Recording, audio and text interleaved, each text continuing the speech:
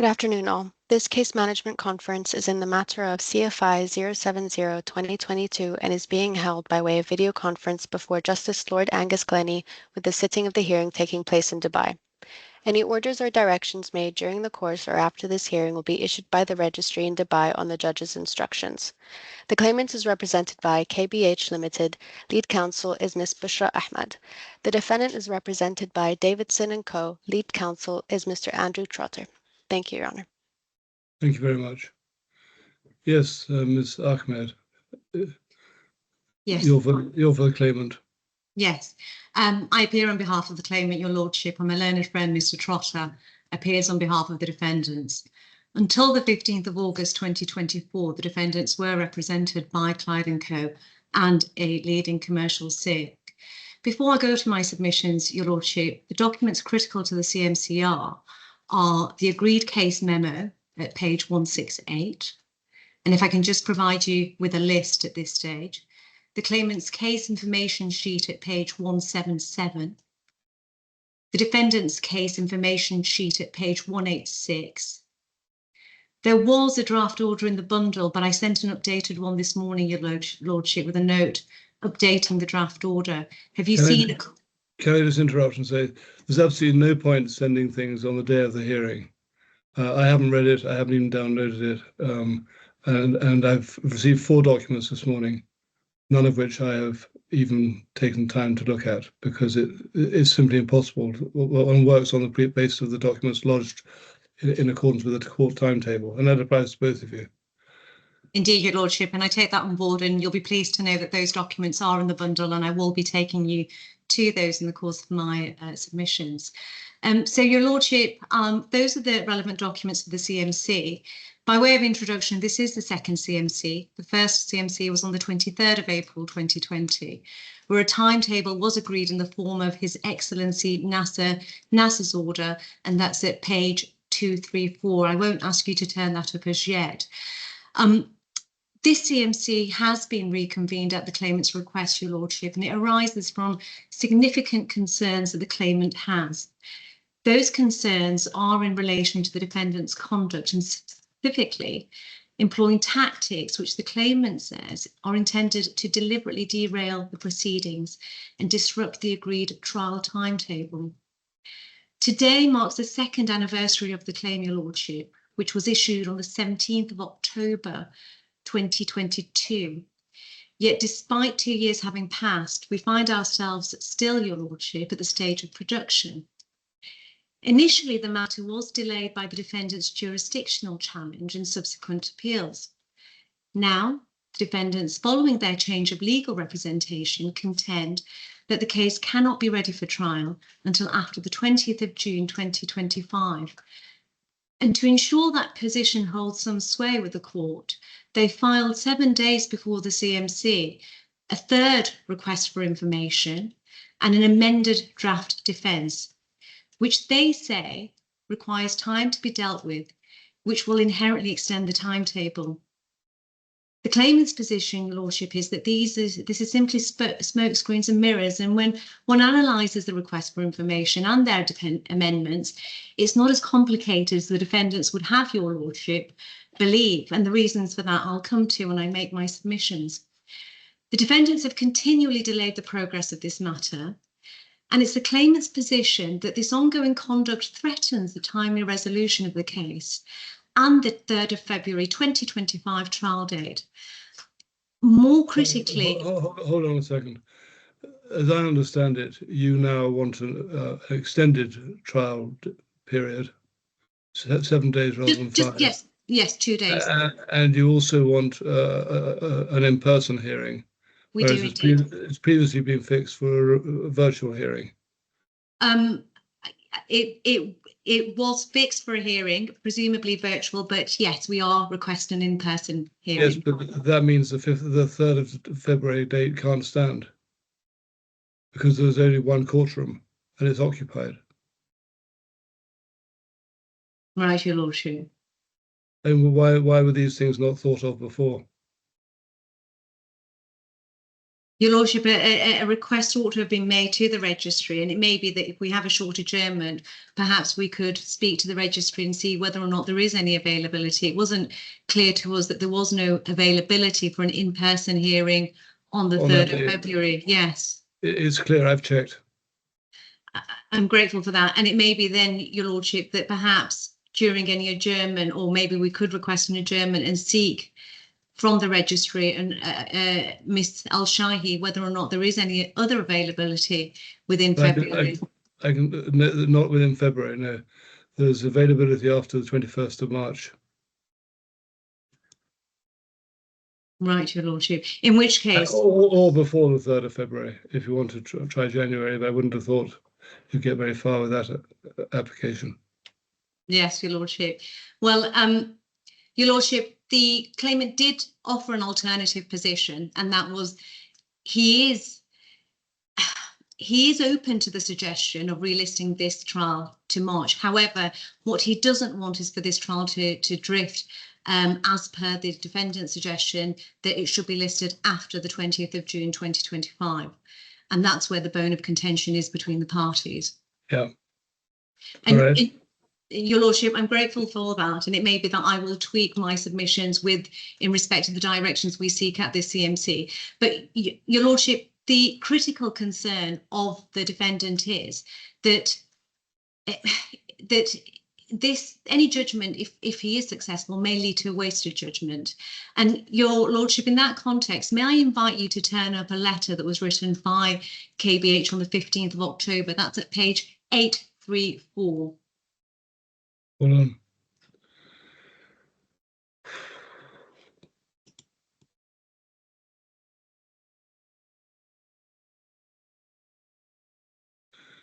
And Your Lordship, if I may introduce... Hold on a second. This takes a moment to get.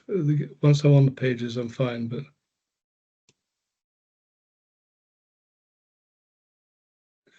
what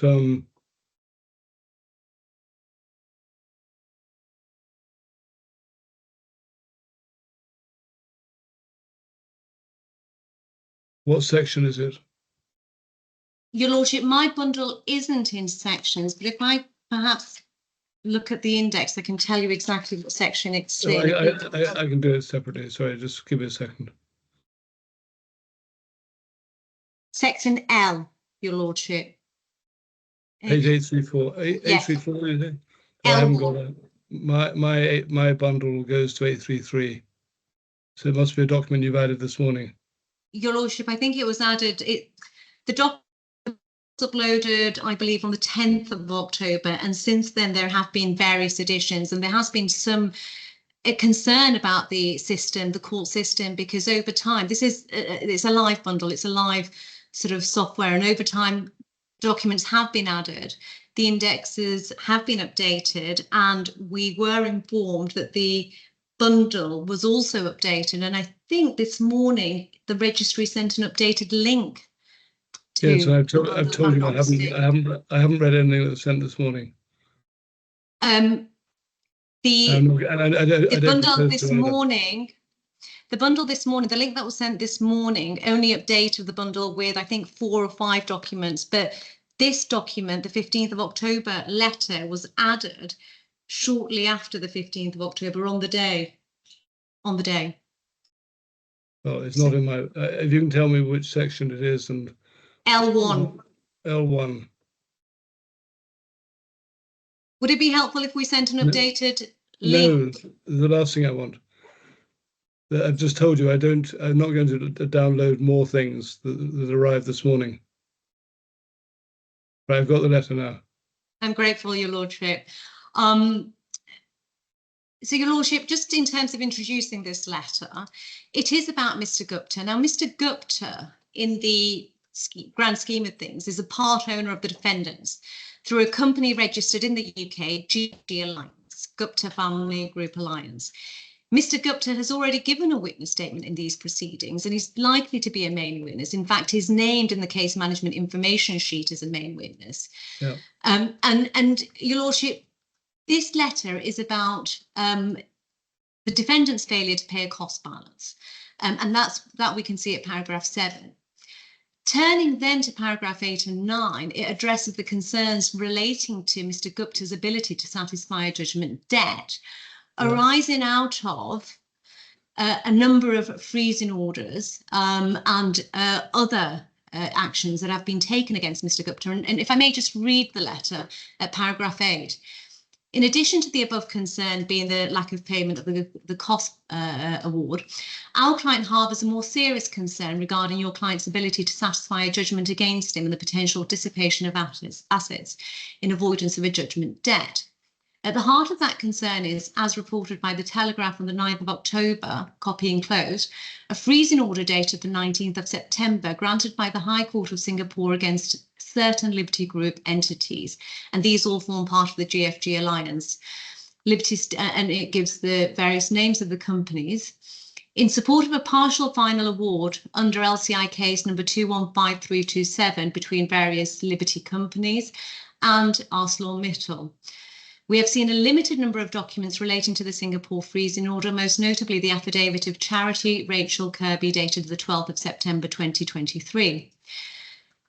9.2, enforcement action taken by Companies House in the UK against Mr. Gupta for failing to file accounts for 76 companies as reported by the Financial Times in an article.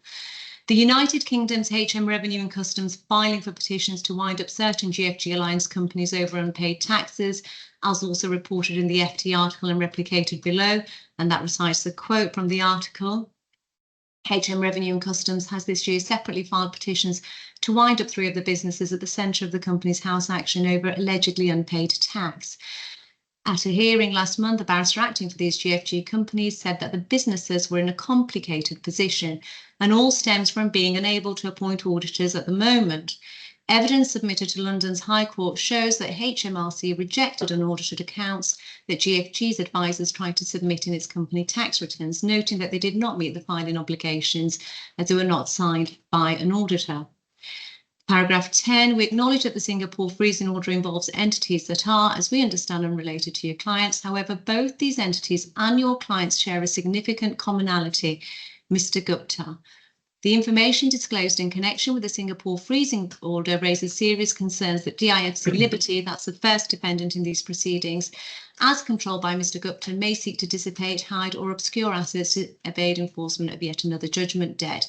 In particular, we refer to the following statements, and then there are statements recited there from the affidavit that was produced by Ms. Kirby in the Singapore freezing order action. And so, Your Lordship, I'm not going to go through the rest of the letter there. The quotes are there. You can read those in your own time. But in light of this, Your Lordship, the claimant is significantly concerned. And concerned because the defendant's actions, we say, are not just procedural tactics in trying to delay the trial, but it may be part of a wider strategy to deliberately delay. And it may be that this strategy is directly linked to Mr. Gupta's ongoing legal difficulties, as well as the serious fraud investigations surrounding his business. I mean, clearly he's embroiled in significant disputes. And the concern is by the claimant that the defendants in these proceedings, under Mr. Gupta's ownership, are likely following a deliberate course to stall the proceedings and avoid timely resolutions, maybe to buy more time, create uncertainty around the position. And this is a real red flag event for the claimant, or a red flag matter, which we say demonstrate a pattern of delay. And we also say that given the history of these proceedings, it's an intentional and calculated strategy. Look, I think I've got your point. It came over in your skeleton argument. I'm grateful, Your Lordship. I'll move on. I'm not saying I agree with it or disagree with it, but I don't think we should take up too much time on name calling. Indeed. I think the question is whether when we can have this trial, when parties can be ready, what the proper timetable is, and so on. Yes, Your Lordship, when parties can be ready and what the proper timetable is. I absolutely agree, Your Lordship. Those are the two fundamental issues in this CMC before you today. And so, Your Lordship, in terms of the order of my submissions, so that we can reconfigure the timetable, I intend to just spend a few minutes going through the factual background of the case. Second, Well, Your Lordship, it's relevant in the context of the third RFI that the defendants have served, as well as the amendments. And Your Lordship, the concern is that by serving these RFIs and the amendments, the submission that you may hear today from the defendants is that these are so complicated that it's going to take time to try and fit them into the timetable, particularly if one considers that there may be additional requests to produce arising out of the amendments. And Your Lordship, the claimant's position is that these are not complicated amendments. Requests to produce have already been made in relation to these amendments, probably with these amendments in mind. Standard production has occurred. Documents have been produced that go to these amendments. And Your Lordship, therefore, it's not as complicated as the defendants may submit to you. And therefore, Your Lordship, and of course, I'll be guided by you. If I can take you to some of the critical documents in terms of the background right. that are relevant to the request for information, and then take you to the request for information and the amended pleading to submit that they're not complicated at all. Yeah, okay. I'm grateful for that. And then the third part will be, of course, to my submissions will be the draft order and see how we can reconcile the timetable. And Your Lordship, before I go on to make my submissions, there are 2 or 3 points that I would invite Your Lordship to keep at the forefront of your mind. The first one is that the defendants are represented by 2 different law firms, as well as counsel, and therefore, Your Lordship, there are significant resources available to the defendants to comply with any timetable that may be decided today. The second point is... Sorry, when you say they're represented by 2 different law firms, you mean 1 for each of the defendants or 2 for both of them? Your Lordship, as I understand, it's 2 for both of them. So Mishkondareya... There's only 1 on record though, isn't there? There's only 1 on record, but they are also being advised by Mishkondareya in London. That's okay. And Your Lordship, the claimant is showing concession upon concession and agreeing to extensions. And one example is by agreeing to respond to the RFI in a short period of time, as well as the amendments, because Your Lordship, the claimant doesn't want, well, the claimant wants this trial to be heard. And thirdly, Your Lordship, there are, in terms of the DIFC courts, there is a practice of the DIFC courts to get matters on trial swiftly, and there are 2 examples. The first one is the Union Bank case, Your Lordship, that you heard. It was issued in or about 17th of March 2020. It was heard on the 30th of May 2022, 2 years later. That was far more complex than the case, the breach of contract case, Your Lordship, that you're dealing with today. And the second example is the first cryptocurrency case that was before the DIFC courts. Again, a novel asset class, quite complicated. It was issued on the 4th of May 2020 and went to trial the following year.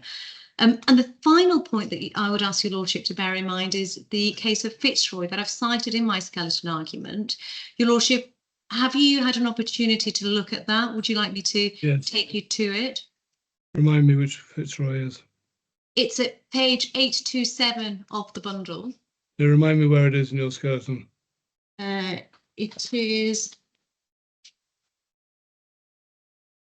It's a paragraph 17. Oh, yes. And 18. Yep. And Your Lordship. Do you want any more than what you set out there?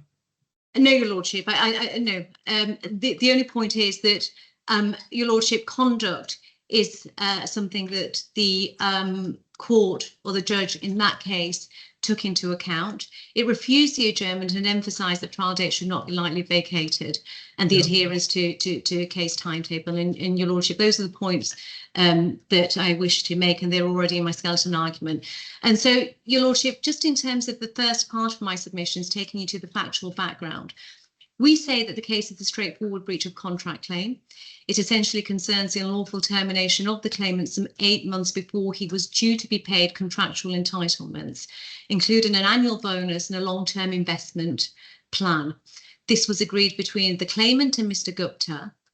And the claimant left a high-profile employment at ArcelorMittal based on these assurances and promises made by Mr. Gupta. And these are explicitly set out in a letter agreement dated the 5th of September 2019. And Your Lordship, I am going to invite you to look at this document. And this is relevant in the context of the first request that the defendants have made in their RFI. Okay, where is it? 631, page 631. No, in terms of the what section? J. Sorry? J. Section J. My apologies, Your Lordship. My numbering isn't in sections. Okay, well, if it's an existing reference, I can find it in my. Give me a second. Thank you.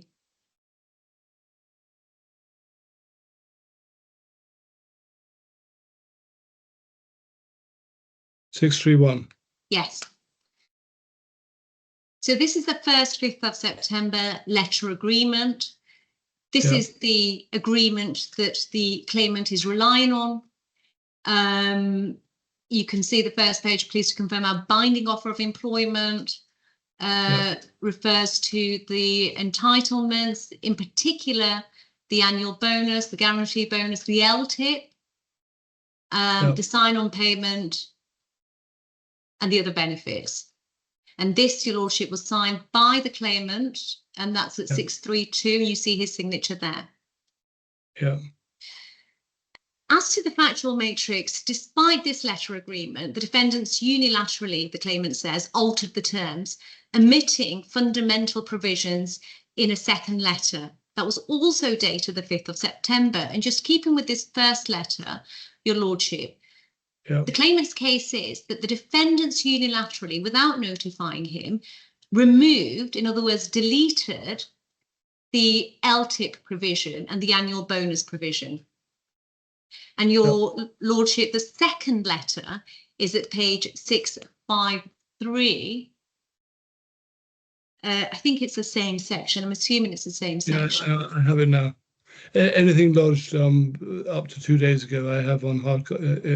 I have easily accessible by page number. I'm grateful. Your Lordship, 652. If I can just invite you to turn up 652, you'll see there that this letter arises, or rather was sent to the claimant on the 21st of May. Yeah. Claimant says, send me PDF version. Denise Timms, who's the sort of global HR of GFG Alliance, sends it on the 26th of May. And I believe the claimant sent it back around the 27th of May, although the document I've taken you to isn't a signed copy, but there is a signed copy somewhere here. But the important aspect of this letter is you'll see that it removes, and this is at 653, it removes the reference to LTIP and the annual bonus. And again, this is important in the context of the RFIs and the amendments that the defendants are seeking to make. And it's important in the context of the pleaded case. And Your Lordship, if I may just perhaps take you to the pleadings at this point, because that will give you sort of a comparison of the amendments that the defendants are making.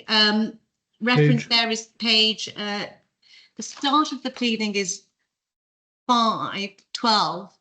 I think my reference written down is wrong, so I just need to find the reference in the bundle. It's at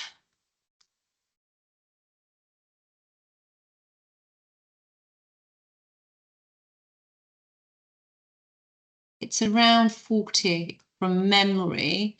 There, it's at page 26. Yeah. Titled the purported May 2020 contract and the second 5th of September 2019 letter. This is the letter where the mistake is. And then if we go down, paragraph 42 onwards gives the background of the context of how this letter came to be signed by the claimant. Mm-hmm.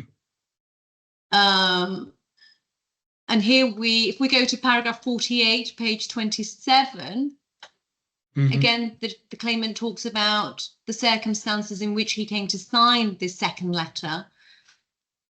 On the face of it, the second 5th of September replicated the first 5th of September, but crucially, it did not include the entitlement to contractual bonus or LTIP. 49, again, gives the background context.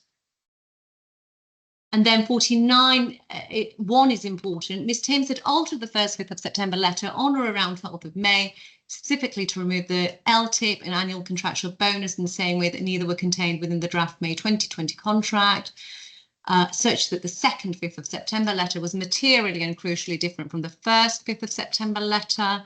And Ms. Timms had undertaken those changes on the instructions of Mr. Gupta. Given the terms of employment had been subject to extensive discussions between Mr. Gupta and the claimant, and were the express basis upon which the claimant had been willing to leave ArcelorMittal to work for Liberty Steel, it is averred that Ms. Timms would not have taken any decision to fundamentally alter those terms without a direction to do so from Mr. Gupta. And 50, Ms. Timms failed to bring the significant omissions in the second September letter in respect to the claimant's entitlement to the annual contractual bonus and the LTIP to the claimant's attention. 51, it is to be inferred from the aforesaid conduct that by May 2020, Mr. Gupta, Ms. Timms and Liberty had determined deliberately to deprive the claimant of his annual contractual bonuses and LTIP, despite those having been expressly agreed and reduced to a written contract 1st to 5th of September. 52 talks about the claimant travelling. 53, it sets out the claim for mistake. And that's right through to 53.5. And Your Lordship, the defendants plead to this at paragraph 47 of their pleading, and that's at page 61.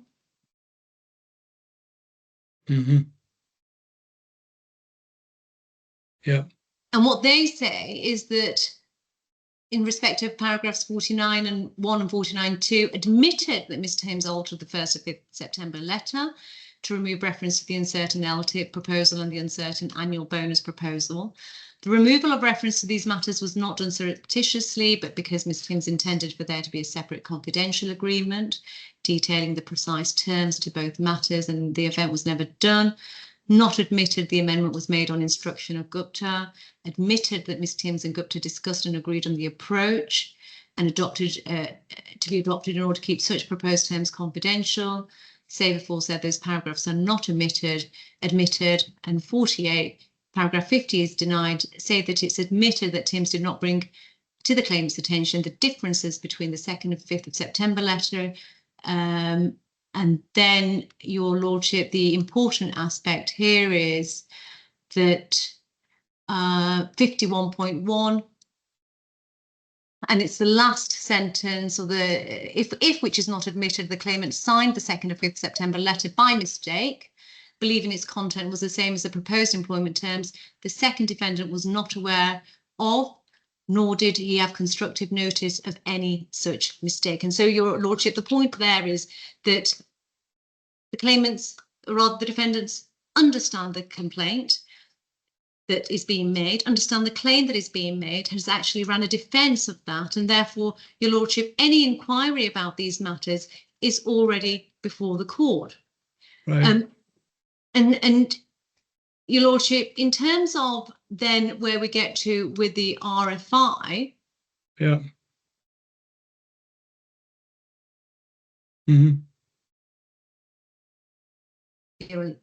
If I may, Yes. just, Lordship, you'll turn up the RFI.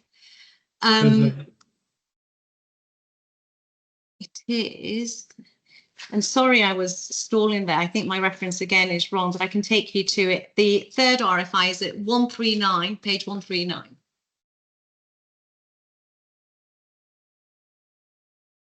Yeah. In Your Lordship, before I make submissions about this RFI, generally we say that it's simply an additional hurdle and it's simply overcomplicating matters. Your Lordship, the amended particulars of claim was served 11 months ago.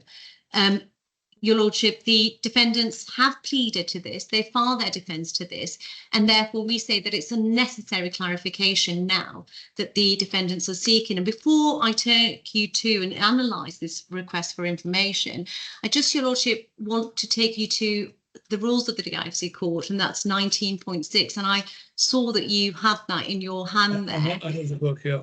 Yes, you do. Any light on? Yep. Your Lordship, if your Lordship turns at 19.6, Yeah. and that states that a request should be concise, strictly confined to matters which are reasonably necessary and proportionate to enable the party to prepare his own case and understand the case he has to meet. And then there is some commentary there at 19.6.1 about what amounts to reasonable necessity and proportionality. Yeah. It must be to enable the first party to prepare his own case. Georgia is cited, and Justice Giles emphasised the importance of the word prepare. It's referred to the preparation of the party's case generally rather than his pleading. And it refers to a quote there. In Your Lordship, just going down, if I may just perhaps invite you to read 19.6.2. Yeah.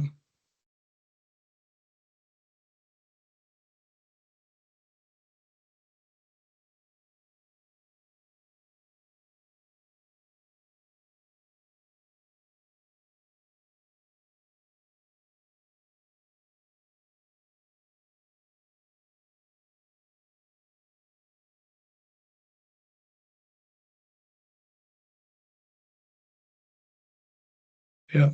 And Your Lordship, just going back to 19.6.1, the quote is important in the context that necessity and proportionality must take into account other sources and ability to provide other evidence and of the prospect of the desired admission being made.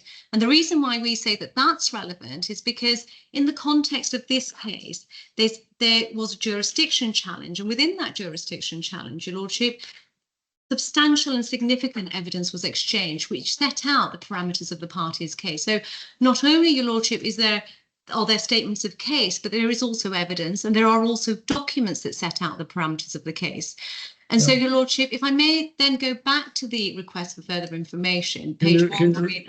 Can you remind me what the time limits are for making requests for further information? Are there any time limits? Your Lordship, there are no time limits, no, not set out in the rules. Yeah. Right, what do you want me to go back to? But Your Lordship, one would say that an appropriate time limit would be when pleadings are exchanged and when statements of cases are served. So, for instance, the amended particulars of claim was served about 11 months ago. If there was any clarification needed by the defendants, they would have at that point sought to file and serve a request for information. And in fact, they did so. This is their third request for information. The first one was made on the 22nd of April 2024. That's at page 116 for your note.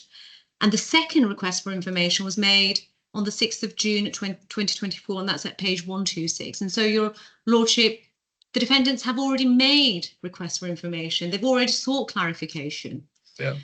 Turning then to the third request for information, that's at page 139.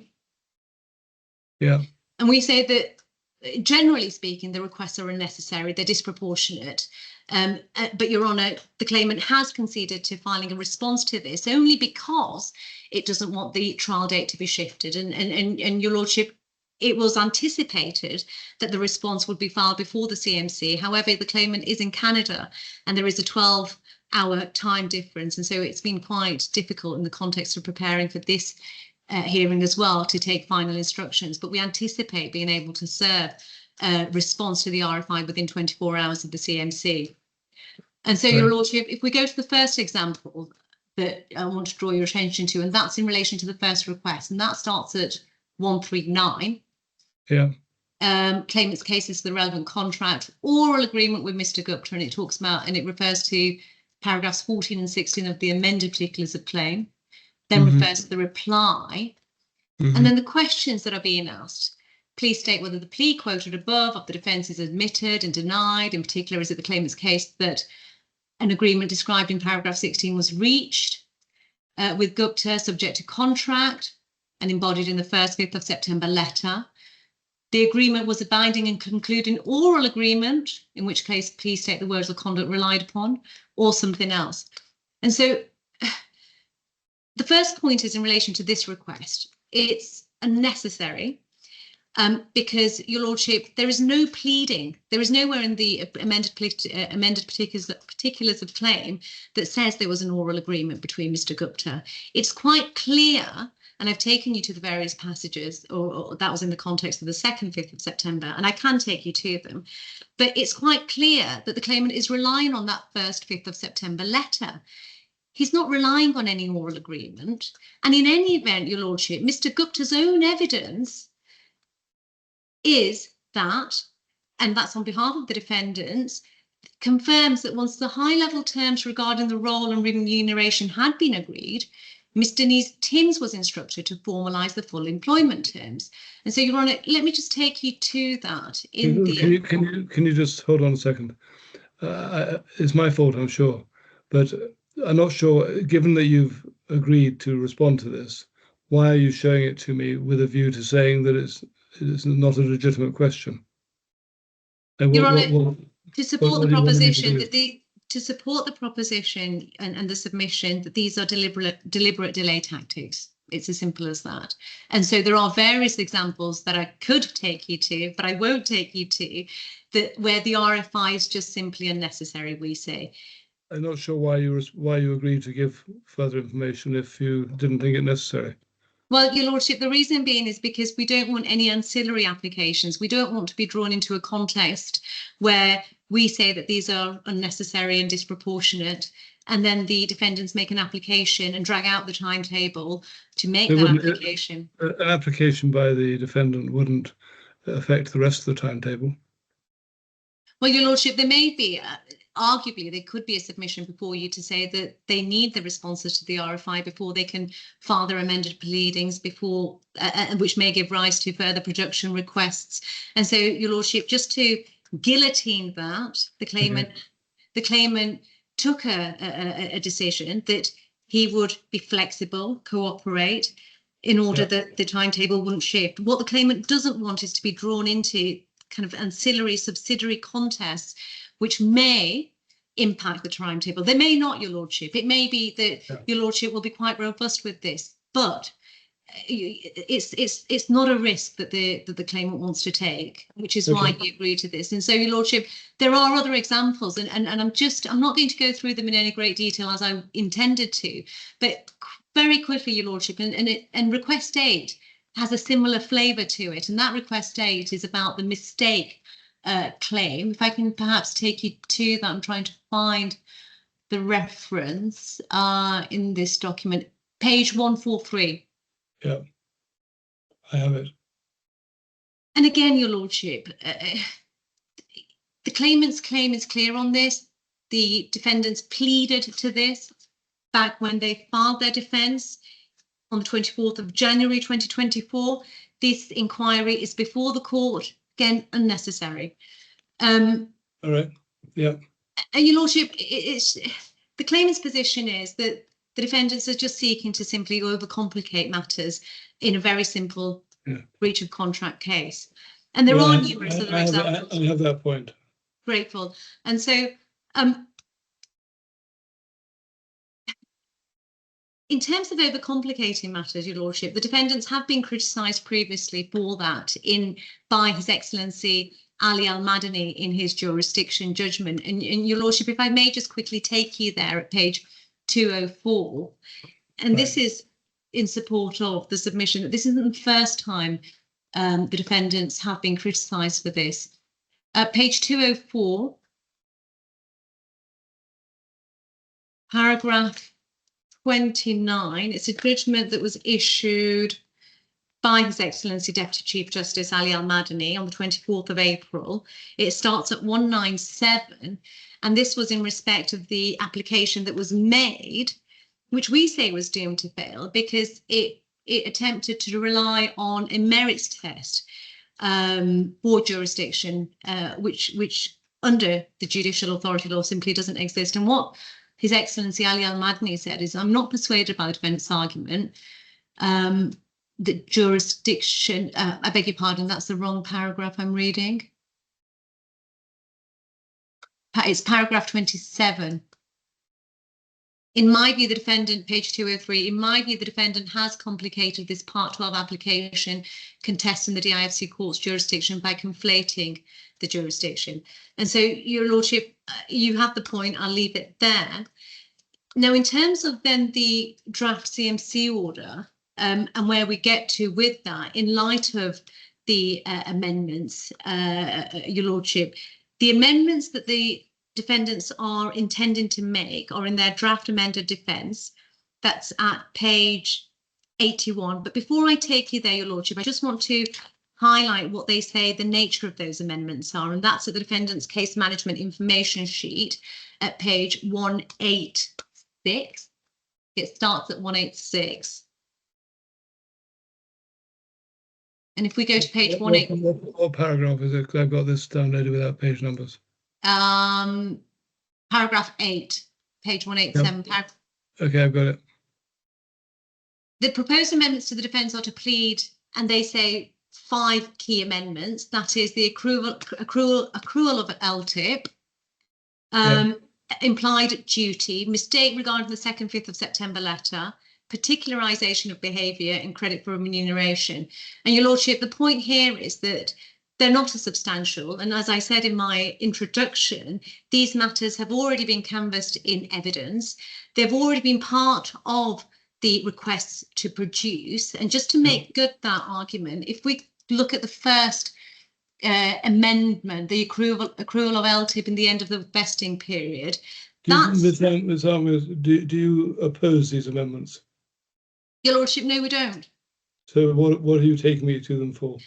Your Lordship, the reason why I'm making my submissions on this point is that in the context of shifting the trial date, and of course our primary position was that it shouldn't be shifted, but given that we've asked for an in-person hearing and given your indication at the start of this hearing, if there is going to be any shift, then it shouldn't be substantial. It shouldn't certainly be after the 20th of June.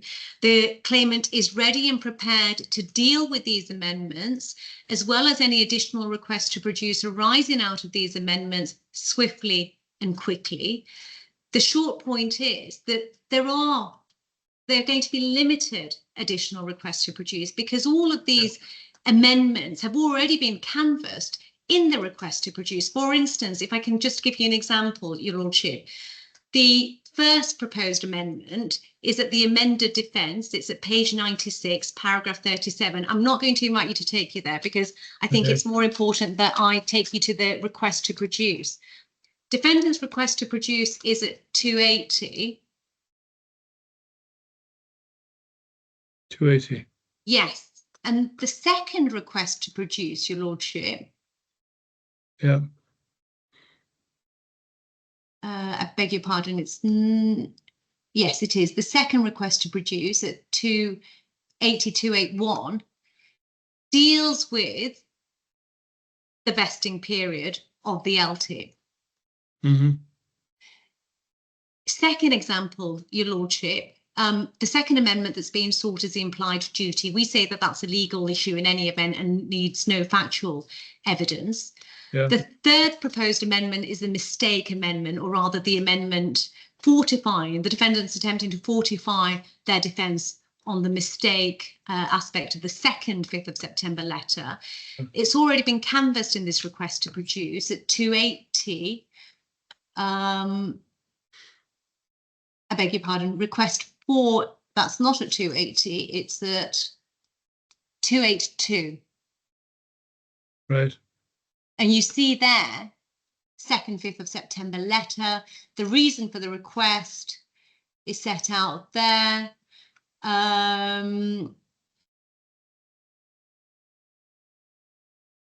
Point 2, claimant's case on mistake in relation to the 2nd, 5th of September is critical to his case.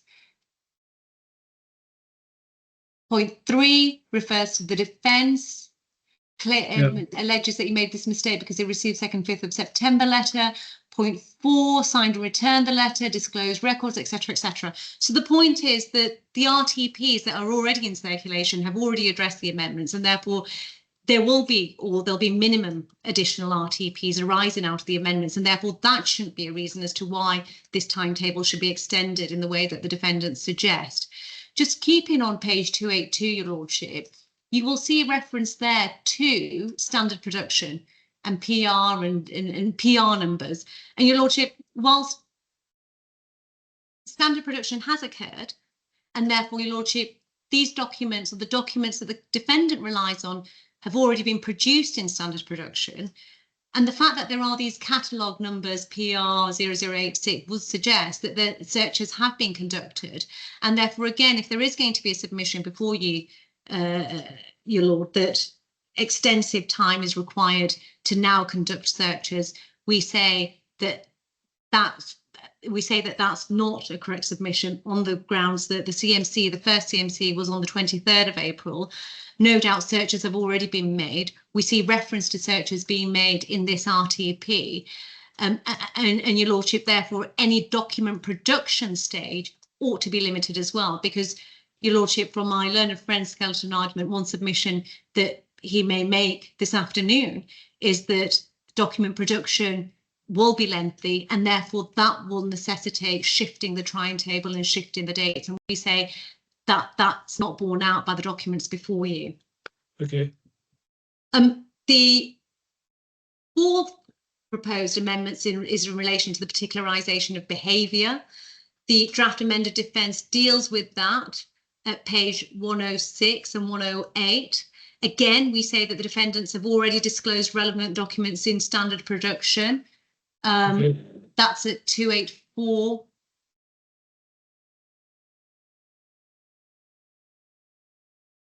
Mm-hmm.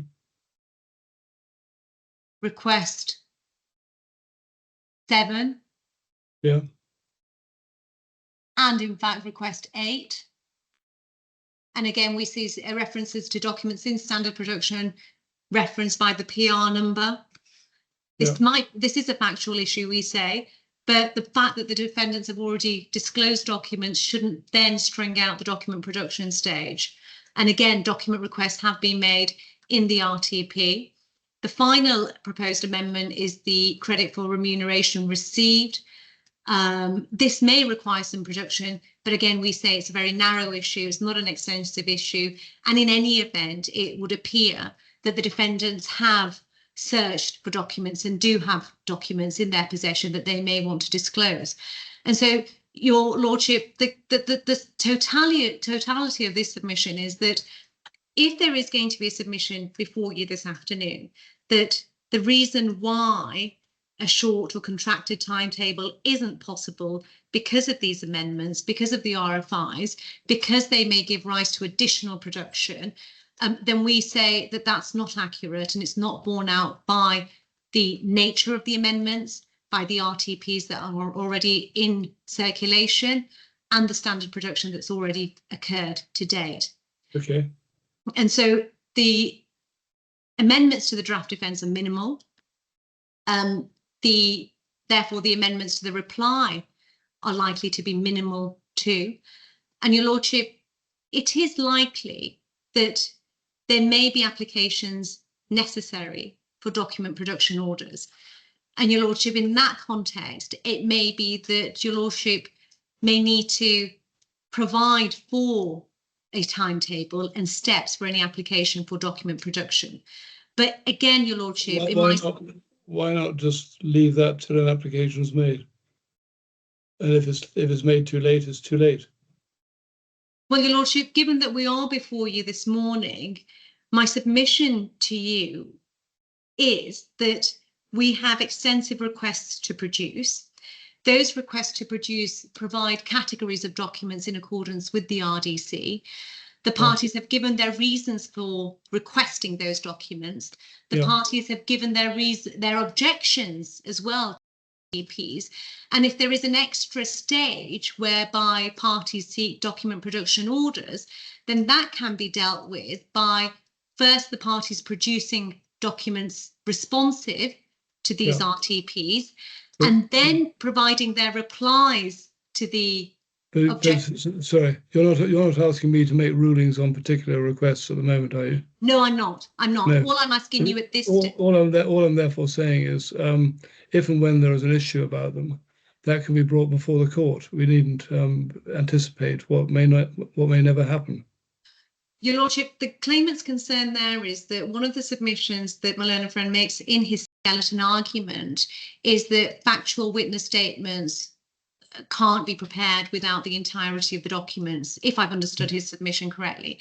And we say, well, first of all, we don't agree with that. But secondly, in any event, if the court provides steps for document production orders, which can be factored into the current timetable, and the defendant's proposal is that these red phone schedules are there to assist the court. They provide detail about the documents that the parties are requesting, the reasons for the request, the objections, and if there is an additional step wherein the parties provide their replies to the objections, then an application under Part 23 can be made, expedited, but without reams and reams of submissions from the parties, and so that your Lordship can make his decision on the face of the red phone schedules that are before you currently. All right. And so, your Lordship, that's the position there. The other point is with regards to the witness statements. And Your Honour, before I go there, it might be useful now, given I've made my submissions about the nature of the RFIs and the amendments to the defence and how we don't say that these are going to be extensive, if I take you to the draft order.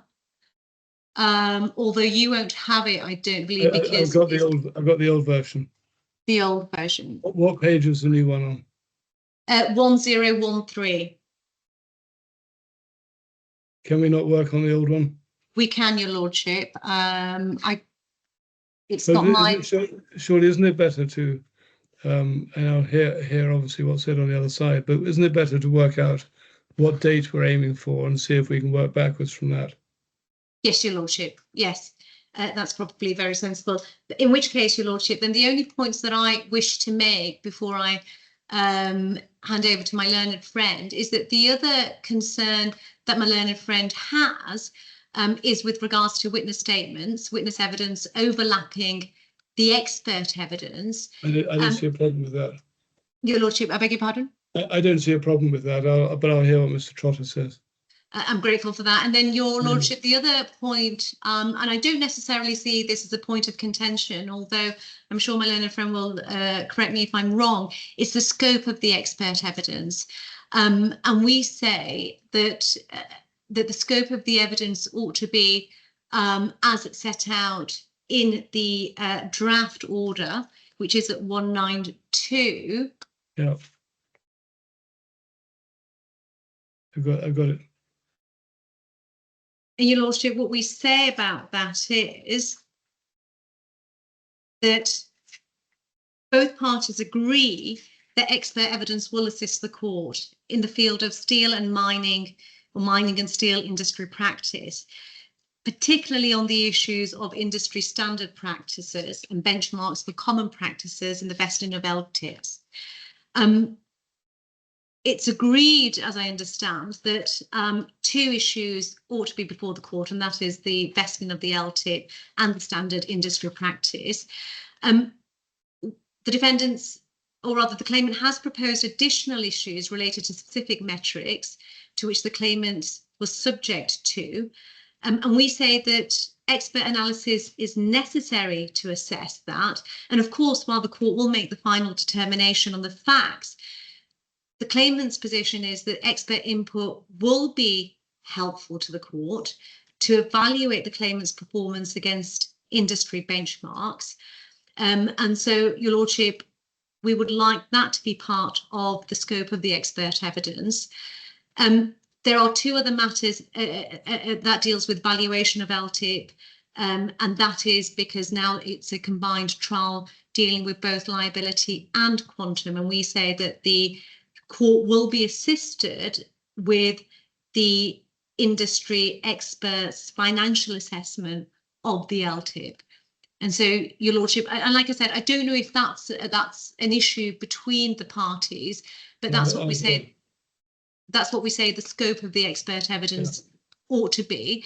And then finally, Your Lordship, trial length, we've already touched upon that. And of course, I think whilst Mr. Trotter makes his submissions, we'll go back to the registry and see what the relevant dates are for a 7-day trial. No, you needn't go back to the registry. We can do it now. Oh, I'm grateful, Your Lordship. I'm not going to vacate the February dates without fixing new ones. Of course, Your Lordship. No, what maybe what I meant to say was that whilst Mr. Trotter is given his submissions, perhaps if somebody at our end can make a phone call to the registry, or perhaps Miss Alia can assist us now, and then we can reconfigure it. What are you wanting to know? The availability. The first in-person hearing availability is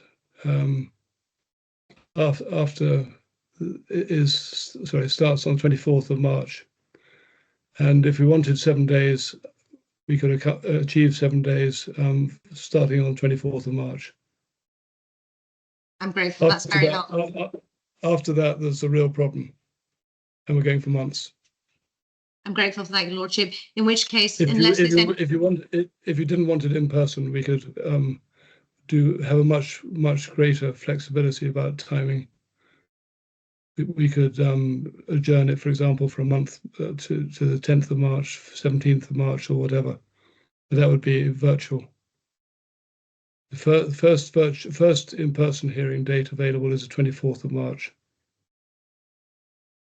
And we could run for 7 days or 8 days. I'm grateful, Your Lordship. We'll consider that and see if we can take instructions on that, Your Lordship, whilst Mr. Trotter gives his submissions. Right. Okay. Grateful. Thank you. Unless there's anything else, Your Lordship, I'm going to leave my submissions there. I think we can look at the detailed dates and so on the proposed case management order. We can do that once I've heard Mr. Trotter generally about the way he wants to approach the matter. Yes, Mr. Trotter. Thank you, my lord. Just in terms of housekeeping, before I begin, there's nothing in the new way of new documents from us, except for a skeleton argument with some page references inserted. So if my lord hasn't had a chance to see that, my lord is not missing anything. It was only intended to Can help. I just pass back, both of you, to your instructing agents, the fact that if the court only gets something on the morning with UK time of it's never possible to look at it, and it's really a waste of time.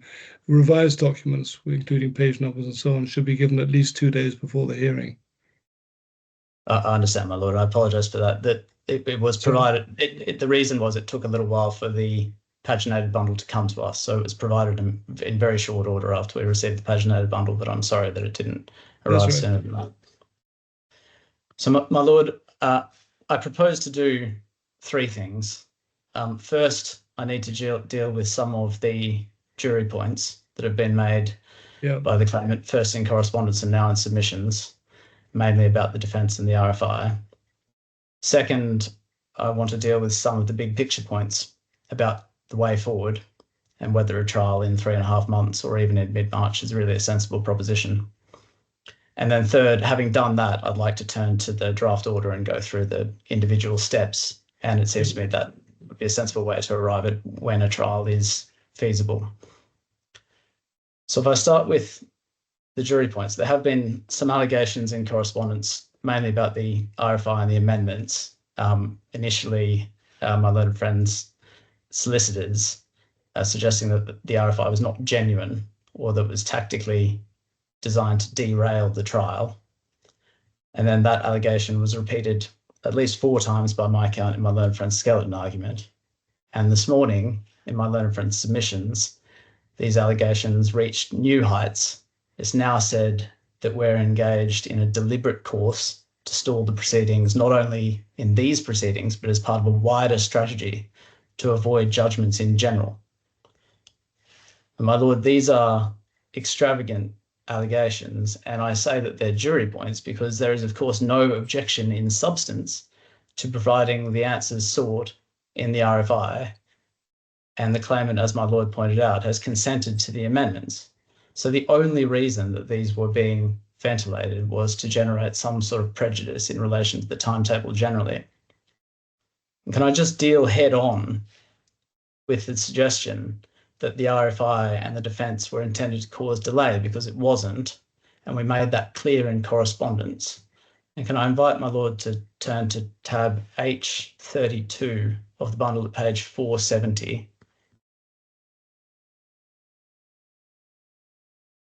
Bundle page 470. Yes, my lord. This is the letter. It starts at page 469. This is the letter under cover of which we served the draft amendments and the request for further information. Yeah. And we fully accept that these could have come sooner. The practical reality is that new legal team has been instructed. We've taken a look at the case, and it seems to us that there are matters which we find quite difficult to understand and that need to be clarified if we're going to have a fair trial. And what we said when we served them was this: paragraph 3 at the top of page 470, midway through that paragraph, the matters in relation to which clarification is sought concern the nature of your client's case, should not require further investigations, and your firm should be in a position to respond to them promptly. Then in paragraph 4, the amendments are minor and they include in response to your client's request for clarification. So we're not saying, and we've never said, that these amendments are of a particularly complicated nature or introduce a host of new claims. They don't. And so that's why at paragraph 6A, further down that page, we explained how they were going to fit into the timetable. We said we've proposed a timetable under which your client responds to the RFI, then we serve the amended defence together with any consequential amendments, and then any amended reply. The amendments do not affect the previously agreed timetable for witness evidence, which is to come to a close by the 31st of January. So the proposal we made from the outset was that these amendments were not going to affect the timetable that had previously been agreed at all. So there's just nothing to the suggestion that these were designed somehow to derail the timetable. Then next aim was taken at particular requests, and it was said that they were frivolous and ought not to have been made. Now, I'm not going to go through the entire RFI, I certainly can, but I would like to just address those two requests, because what was said about them is just not right. So the RFI is at page 139 of the bundle. Yeah. Tab A11. I have it. Yeah. So the first request, the first set of requests really are, what is the contract that is governing this dispute? Because although my learned friend that said this morning that they're relying only on the 5th of September letter, I must say on a reading of the pleading, that wasn't at all clear to me. Now, if we look at what is pleaded, paragraph 14 of the amended particulars quoted there, it was agreed by the claimant and Mr. Gupta, amongst other things, that there'd be a long-term incentive plan. Paragraph 16, again, after agreement had been reached as to the core terms. And then in response to that, further down in our defence, we plead all of these discussions were subject to written contractual terms. Mm-hmm. And that's what I understood my learned friend to be saying this morning. But then, of course, in the reply, there is no plea back to that except by the general traverse to deny it. And then at paragraph 5, quoted at the very end of the italics passage, the matters had already been agreed with Mr. Gupta. So all this question is designed to do is to ensure that, as has been confirmed this morning by my learned friend, we're not going to be surprised at trial by some new case about an oral agreement that was reached at some earlier stage. Now, if that's the position, then the answer to this question is very simple. And that's to say that the allegation at paragraph 14.1.1 is admitted. Now, there's nothing involved about that. There's nothing improper about it. it's just a simple matter of confirming what was said this morning. Now, the second request at which my learned friend took aim was request number 8. And we see that one at page 140, the bottom of page 142. And my lord, just to provide the context to this request, because my lord's been shown this morning what's described as the first 5th of September letter and the second 5th of September letter. I don't think we need to go back to them, but my lord will remember that they're in a very similar form. And the claimant signed both of them, signed the first one first and the second one second. And only the first of those 2 letters refers to LTIP, and only the first refers to the 3-year period that my learned friend says was a minimum term of employment. Yeah. Now, the defendant's case is that those letters were themselves subject to contract and don't create binding obligations. But the claimant's case is that the first September letter, 1st and 5th of September letter, is the contract. Now, to our mind, that creates a very serious problem for him, because if the first one is binding, then it must follow that the second one was binding as well. And so he needs a way to avoid the second 5th of September letter. Otherwise, that's the end of the case about LTIP. I know, I can see that that's your argument. I'm not sure I follow it entirely, but I can see it's your argument. But why does this have to be pleaded out? Well, that point, the point about mistake is pleaded, but the way in which it was pleaded is vague, and we need to understand what exactly the position is. No, because it said the scope for discussion about these things and changing the formulation and so on as you go along. The factual evidence won't vary because of that. I don't see any reason to have a debate on the legal merits of the case via pleadings. Well, my lord, it's not that we want to have a debate about the merits of the case. It's that it seems to us that the case is strikeable. And rather than... It's too late to strike it now. I'm not going to allow an application at this stage. Well... I mean, the case has been up and running now for quite a long time. If you want to strike it out, there's plenty of opportunity. I know your solicitors, present solicitors, have only just come on board, but that's part of the consequence of having previous solicitors who take a different view. Well, my lord, the times up has not even been set and the application has not even been made. So I would resist any preemptive indication that an application is shut. I'm just giving you advance notice of a likely response to an application. Well, that's taken on board, certainly, my lord. But the point of this request is to understand, as with the others, the legal basis on which the claim is put. And one of the things that is a part of their mistake case is that necessarily under the DIFC law of mistake, which differs from the common law approach, there needs to have been a notice to avoid the contract for mistake. Now, at the moment, it's very unclear to us that any such notice was ever given. And if it was given, then we need to know what the claimant's case is about that, because we'll need to address it in evidence. We'll need to address it at trial. So that is the information that we're seeking to elicit in this RFI. Now, there's no suggestion that it's too late in the proceedings to make these amendments or seek this information. It obviously is not. Document production has not even been given in full by either side, and these are the first round of amendments to the defence.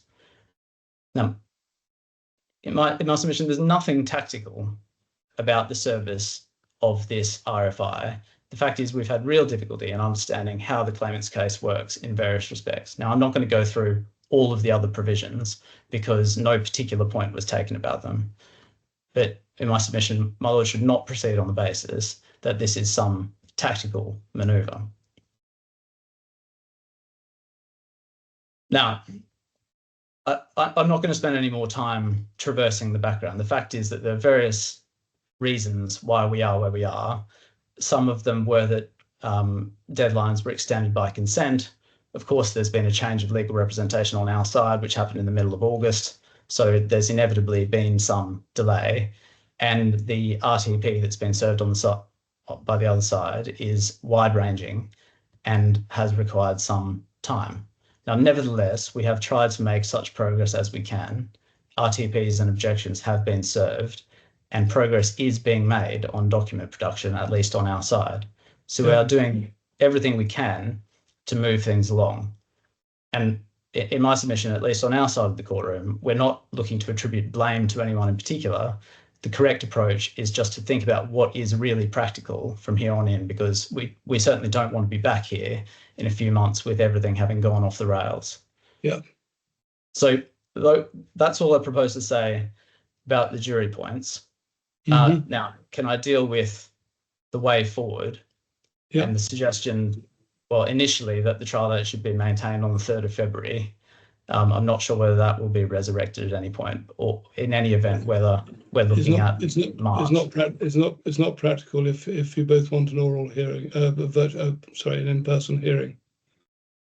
Yes, and just on that point, I think I should say, for our part, we're quite content with either course. That the main thing is that we have a timetable that's workable, whether it's remote or in person. Okay. Now, as to the timetable that's been proposed, my lord has seen what we say about that in the skeleton. I'll go through it in more detail in a moment. But in short, we say it is unworkable and unconventional at every stage, every one of those steps. And so the question to our mind is, what is really going on here? And we've had some information drip fed to us in that regard in correspondence, and then most recently in my learned friend's skeleton argument, because the parties reached a point, or at least so we thought, where it was agreed that the trial date needed to be adjourned, and the only question was, well, how far does it need to be adjourned? And so can I take my lord to page 438 of the bundle? Right, hang on. This is the annex to a letter from my learned friend's solicitors, which sets out their proposals. And around this time, in fairness, there's some very constructive engagement going on between the two sides, and we are narrowing the dispute between us. And one sees at the bottom of page 438, the revised proposal from my learned friend's solicitors is the end of March 2025. Now, hang on. We may be looking at different pages. Oh, I'm sorry. Does my lord have... Hold on a second. I've got 438. It's at tab H20. No, forget about tabs for the moment. Just give me a second to expand my page. So.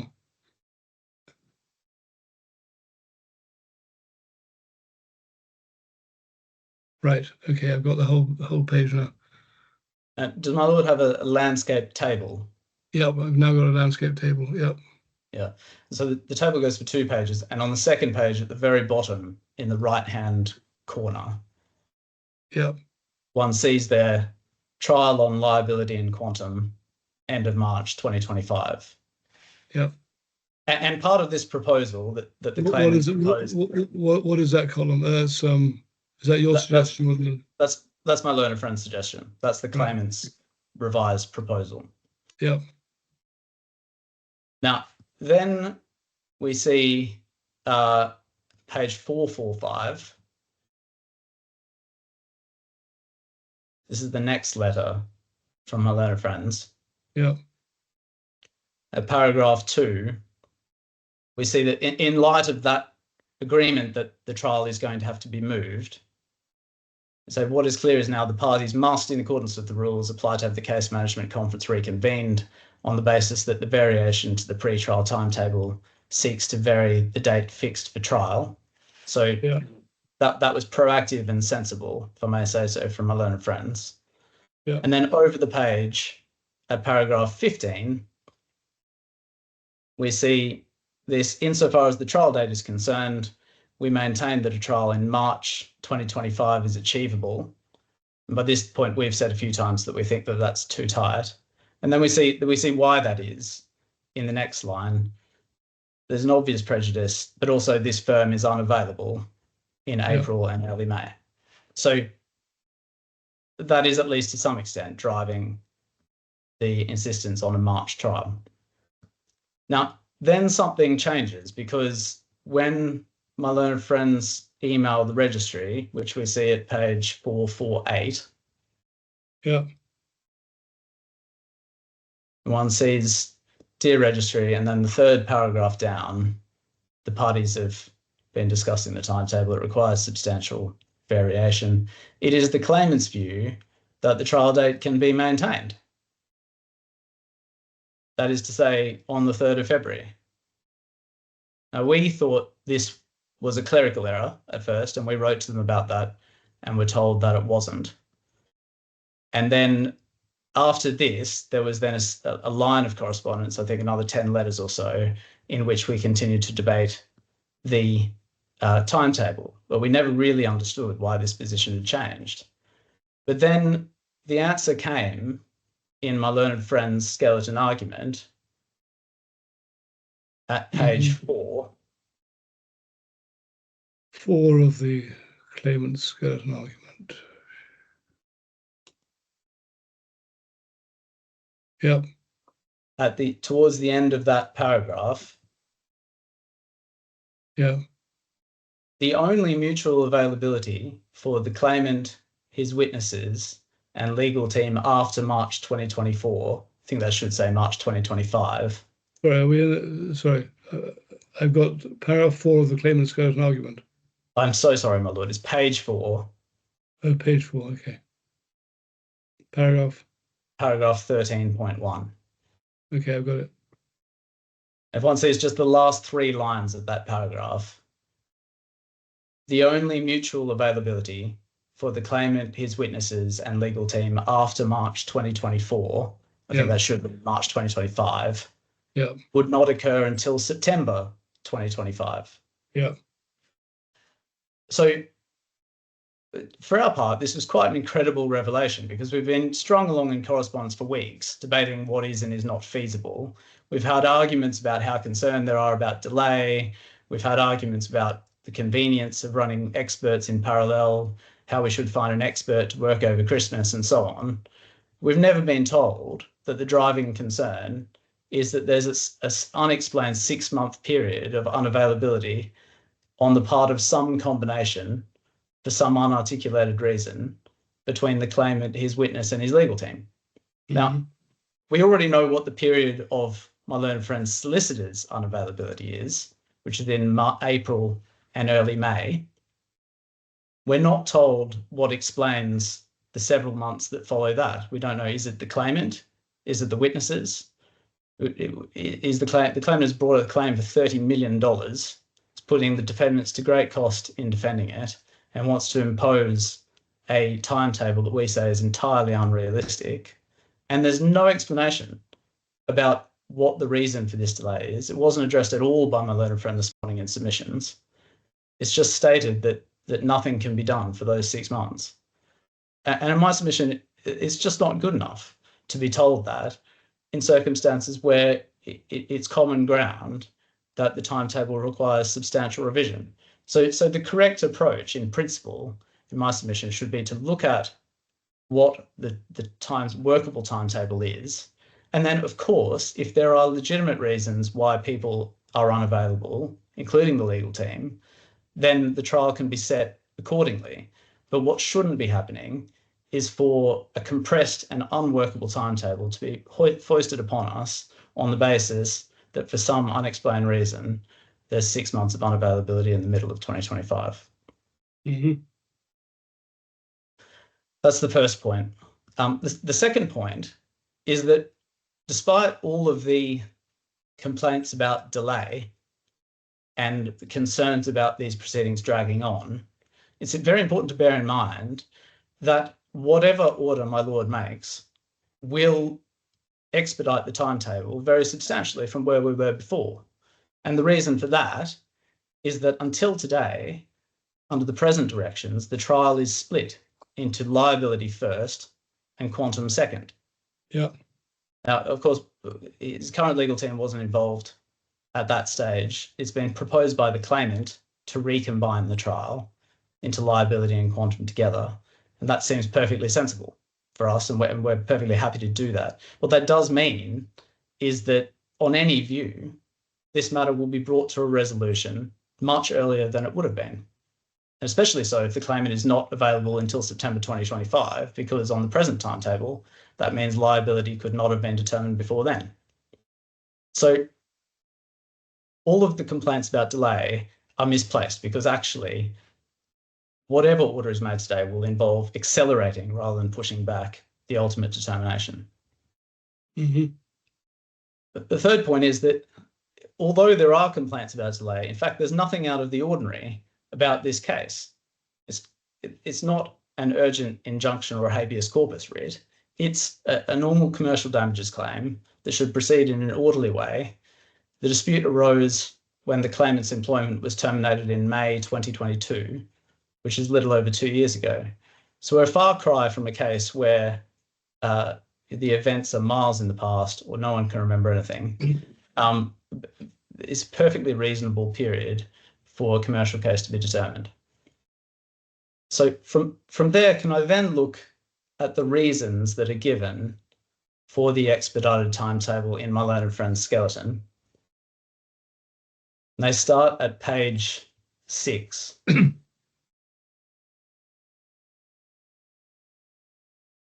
From paragraph 19 towards the bottom of that page. Yeah. The first point, paragraph 19, that's the jury points that I've dealt with. Yeah. So I'm not going to traverse that again. 20, it said that it's a feasible timetable. It's not, and I'll come on to the reasons why it's not feasible in a moment. But the positive reasons start at paragraph 21. Mm-hmm. First, it said that there's a jeopardy to a fair trial. I've just said why that's not right. Second, at paragraph 22, concerned about the memory of the witnesses. As I said, that's the same in every case, but needs to be balanced against the viability of the timetable. And in any event, witness statements are going to be given at the end of January, so that's not very far away, no matter what order is made. Paragraph 23, reference is made to a case plan on the fourth line there, issued by the DIFC court, which predicted the trial to be in December 2023. I don't think we need to, well, perhaps it would be useful. What is that? I had the same question. It's a plan that was issued at the very start of the proceedings, I think. Perhaps I can show. No, do I? Is it a standard form that goes out whenever a claim form is issued? It certainly has. It certainly has that appearance. Yeah. In any event, the key point about that is it didn't take into account the jurisdiction challenge, and so it was, once a jurisdiction challenge was issued, it was never envisaged there was going to be a trial in December 2023. Yeah. Right. And then there's a point made towards the end of that paragraph that postponing a trial relating to events in 2022 beyond mid-2025 is going to undermine public confidence in the DIFC court. Yeah. Now, in my submission, that's a courageous position. And then at paragraph 24, we see the prejudice that is going to be suffered from delay. And the first 2 points are general points. Being kept out of his money clearly would be compensated in interest in the usual way if it's successful. Impact on judicial administration is the same in every case. But the specific points come at 24.3. And it said this: the likelihood of any judgment being effectively enforceable diminishes. Defendants are involved in multiple actions across multiple jurisdictions, freezing orders. Then we have an allegation of asset dissipation, further complications that could render any eventual judgment ineffective. Well, my lord, these are extraordinary allegations to be coming in a skeleton argument. They were completely unevidenced. The only basis for them this morning was a letter that was sent after skeleton arguments were served. Now, if there was anything in these concerns about asset dissipation, then an application for a freezing order could have been made a long time ago. It wasn't. And if such an application is made, then it can be considered on its merits, but it's not a justification to impose an unwieldy timetable. And then finally, paragraph 24.4, it's now said that the defendants have substantial resources and they'll benefit from the delay. And the defendants clearly have deep pockets, it said elsewhere in the skeleton argument. So, I mean, we're a bit of a loss here, whether it's being said that we have too much money or not enough money. The claimant tried to have it both ways. But whatever the position that's being taken, this is hardly David and Goliath litigation. We're not talking about widows and orphans. We're talking about a high-powered executive with his own energetic legal team that have been sending letters at all hours of the night. And any imbalance that there is certainly doesn't justify the wild ride that's being proposed by my learned friend. So that's the second. That's the second point. The last overarching point that I wish to make picks up on this asset dissipation allegation, and that is the letter that my lord was shown this morning. Now, I think that's in a supplemental part of the bundle, but does my lord have that letter? I have it part L1 of the bundle. L1, hang on. At page 834. Yeah, I've got it. Now, my lord has already seen the claimant has been critical of the defendant's indication that there may be a strikeout application. They've said that that's an attempt to derail the trial. Now, it transpires that at the same time that allegation was being made in correspondence, this substantial line of inquiry was being prepared by my learned friend solicitors. 2 days ago, we received this letter.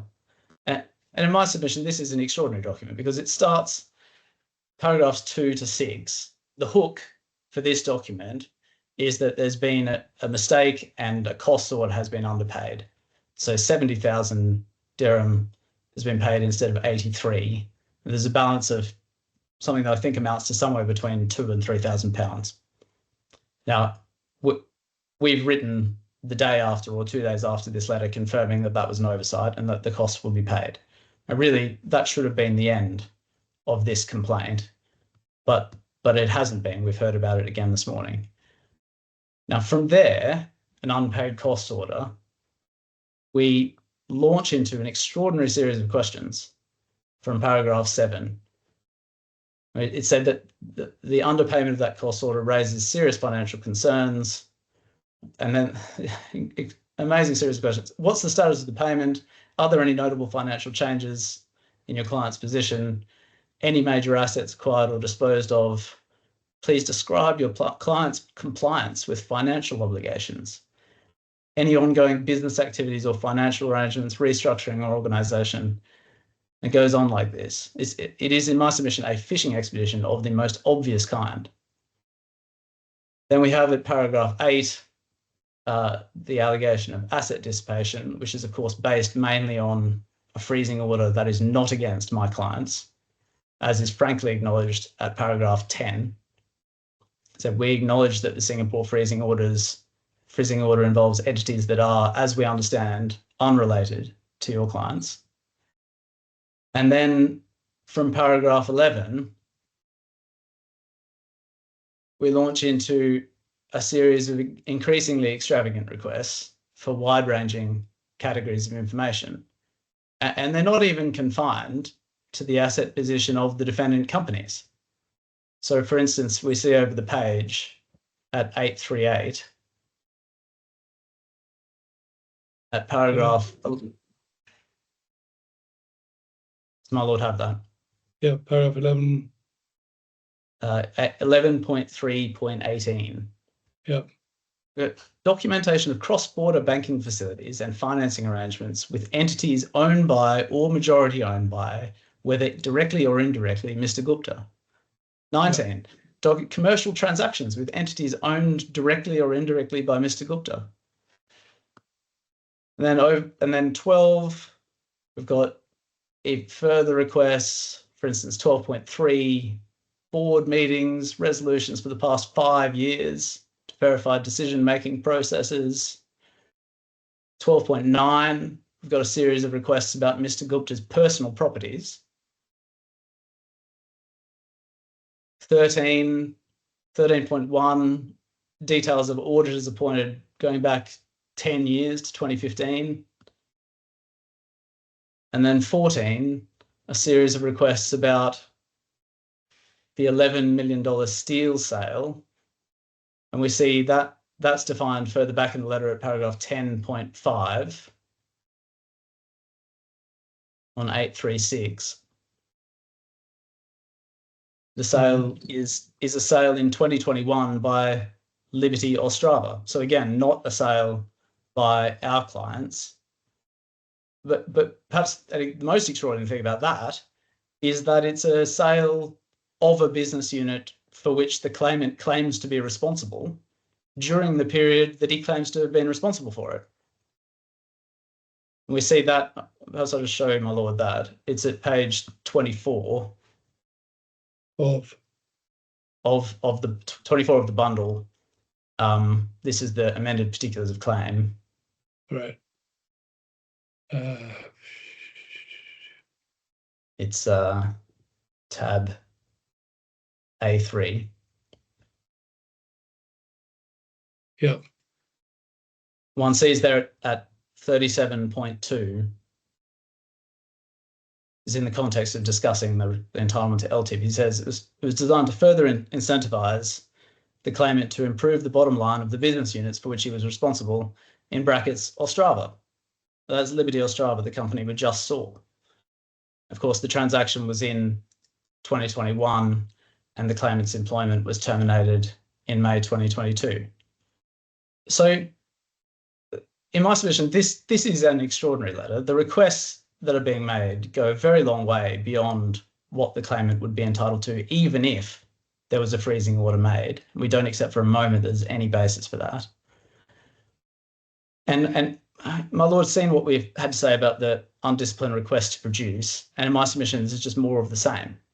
And then the punchline of the letter, we'll just go back to it, at page 840.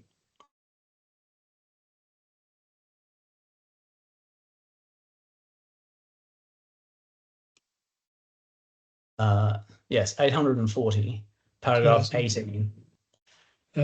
What tab was it? Sorry. We're back in the long letters in tab L1. L1. Yep. Yep. Okay. And this is the punchline. 18. Please provide this information on the last 8 pages of this letter within 21 days. If we don't receive satisfactory responses, our client reserves the right to take appropriate action, whether before the DIFC courts or elsewhere, to protect his position. So there's a threatened application of some unspecified kind. Now, we wrote to the claimants to ask exactly what application do you have in mind? Because obviously, if there's going to be another very heavy work stream produced out of this, then it has implications for the resourcing of the case. And the response that came yesterday, perhaps I can show my lord that, is at page 959 of the bundle. Again, this is in the supplementary section. In fact, it's right towards the end. What tab is that in the section L? L5. I beg your pardon, L4.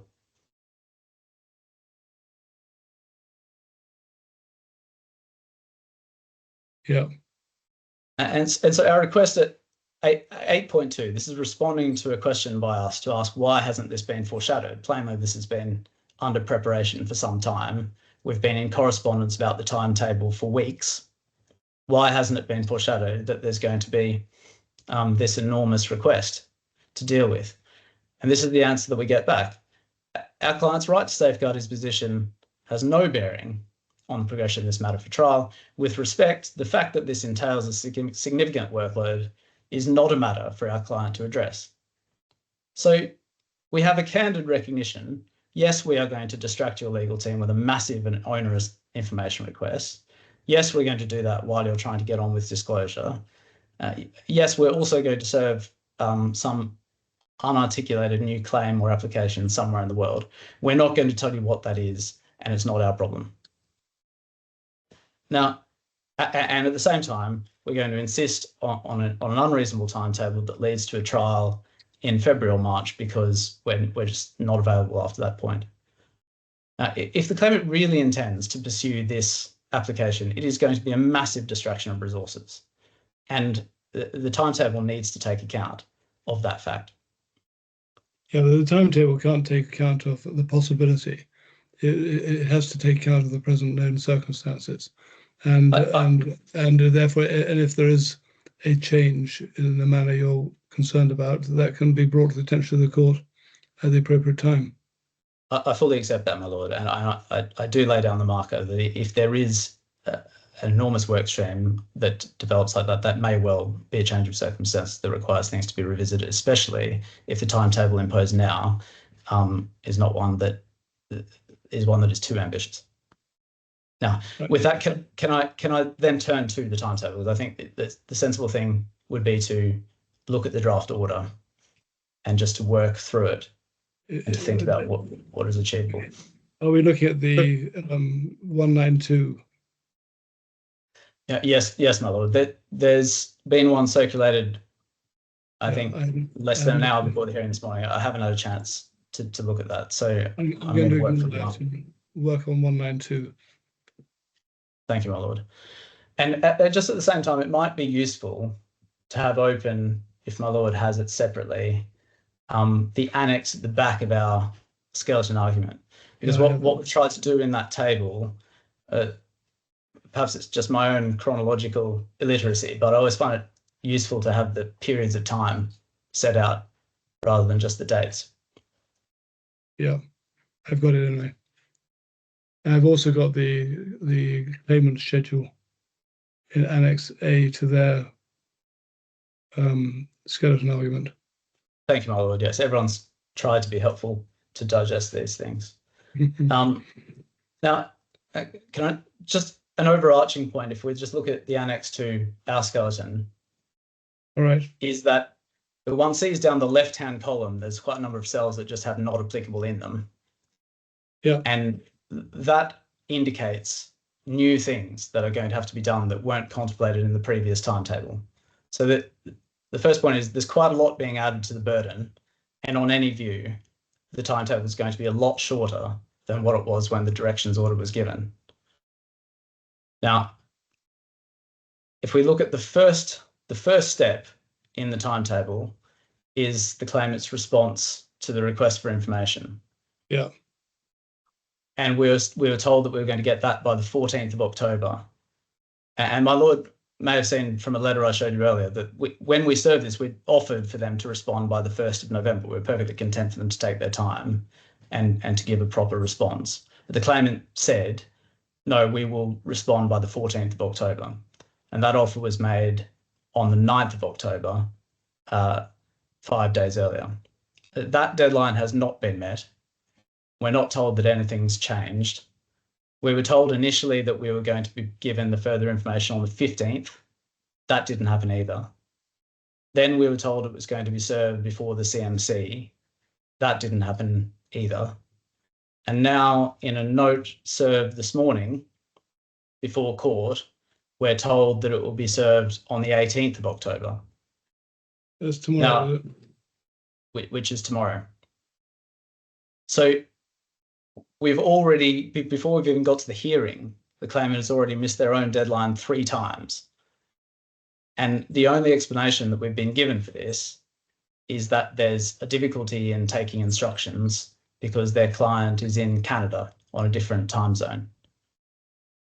Now, we don't really understand that for our part because there's been letters coming at all times of the day, but putting that to one side, if there really is a problem getting instructions, then that's going to cause problems for the timetable going forward as well. And so one needs to bear that in mind when the claimant's proposing ambitious deadlines, because the first one already hasn't been met. Now, we're content to put 18th of October into the order if that's what the claimant now says they can do. But in my submission, the the deadlines that follow for the consequential amendments, it would be sensible to phrase those deadlines in a number of days after service of the further information, because we've already had the deadline missed 3 times. We don't want to have to constantly be renegotiating deadlines for consequential amendments if it's missed again. Right. So that's my first suggestion. And then on the dates for the consequential amendments, one sees in the draft order, we're at paragraph 3 now. Yeah. The proposal here is that we plead an amended defence with any consequential amendments within 2 days. And that date has, of course, already passed now, and we still haven't received the further information, so we can't very well plead any consequential amendments. So in my submission, 2 days is entirely unrealistic. That we have proposed an interval of 9 days. We don't know what is going to materialise in the further information that comes, but if we can have a direction that any consequential amendments are served 9 days after the further information is provided, then that would allow sufficient time to consider it and plead back properly, and that shouldn't interfere with any of the subsequent steps. And then the next step in paragraph 4. This tidying up of the pleadings doesn't really have knock-on effects, does it? No, I don't think it does. No. Can I just, as we're going through this, ask Ms. Ahmed on the what might be the easy ones, just to chip in. The response to the RFI, are you happy to have an order for 18th of October? That's tomorrow. Yes, Your Lordship. They are in the final stages. It's final instructions that we need from the claimant. Unfortunately, the time difference is an issue, and the reason why it's an issue on this occasion. I don't want to have an argument about this sort of thing. I just want to know, yes or no, are you content with an order of 18th, or do you want to have 21st, which would be Monday? Your Lordship, if you're offering the 21st, I'll take the 21st. On the basis, Your Lordship, on the basis, just coming back to your initial suggestion about working backwards, the date that was proposed for the in-person hearing was the 24th of March. And Your Lordship, we would be content with that date and working backwards from that date. Right, we'll deal with that in due course. Thank you. But Mr. Trotter, would it be sensible to say 21st October for this, just to avoid having to be in breach on day one? 21st of October for the further information. Yeah. Yes, I can't see any objection to that. Say 21 October. So that would be paragraph 2 of the draft order would be 21st October. And then then we go to amended defence. You suggest 9 days. You could do a week after, couldn't you? I mean, my lord, I'm in a personal difficulty during that period because I'm in trial in the week of the 28th. If we could therefore have until the end of the following week of the 8th, that would certainly make my life a lot easier. Don't know if my learned friend would give me that indulgence. Any difficulty with that, Ms. Ahmed? No, Your Lordship, Mr. Trotter has asked very nicely, so we'll agree to that. So 8th November, is that? And then I think my learned friend had suggested a week for the consequential amendments to the reply, and certainly for our part, we don't cavil with that. So that would be, so paragraph 3 would be 8th November and 15th November for paragraph 4. And delete the no further amendments to the defence without leave of the court, because as you say in your skeleton, that's the rule anyway. Yes, thank you, my lord.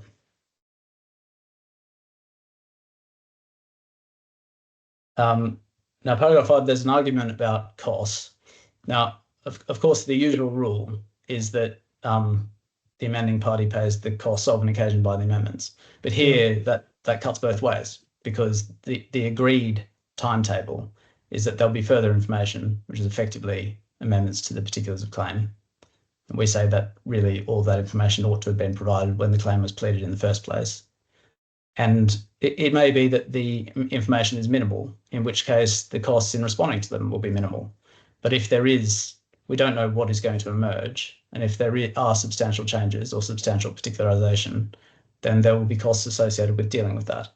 And so rather than try and dissect those costs at this point, in my submission, the most sensible thing is simply to order either costs in the case or costs reserved so that they can be determined if anyone wishes at some future point.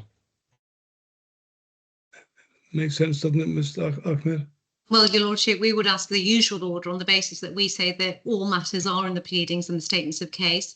The defendants, albeit previous and former representatives, have had our amended particulars of claim. They've had them for 11 months. They seem to understand the case, and so therefore we see no reason why the claimant should be put to the expense of having to redraft his statements of case, even if he has accepted that he will provide the responses to ensure that there is no drift in the timetable. That was just simply to be cooperative. No one's suggesting at the moment in order that you pay your own expenses, just suggesting it be reserved. It can be dealt with once we know what the real position is. Your Lordship, I would still urge you to make the usual order. But I'm going to reserve the costs of that. So paragraph 5 would be the costs of an occasion by the amendments are reserved. Thank you, my lord. Production of documents. Then come on to production of documents. And so paragraph 6 is agreed, and indeed has already been done.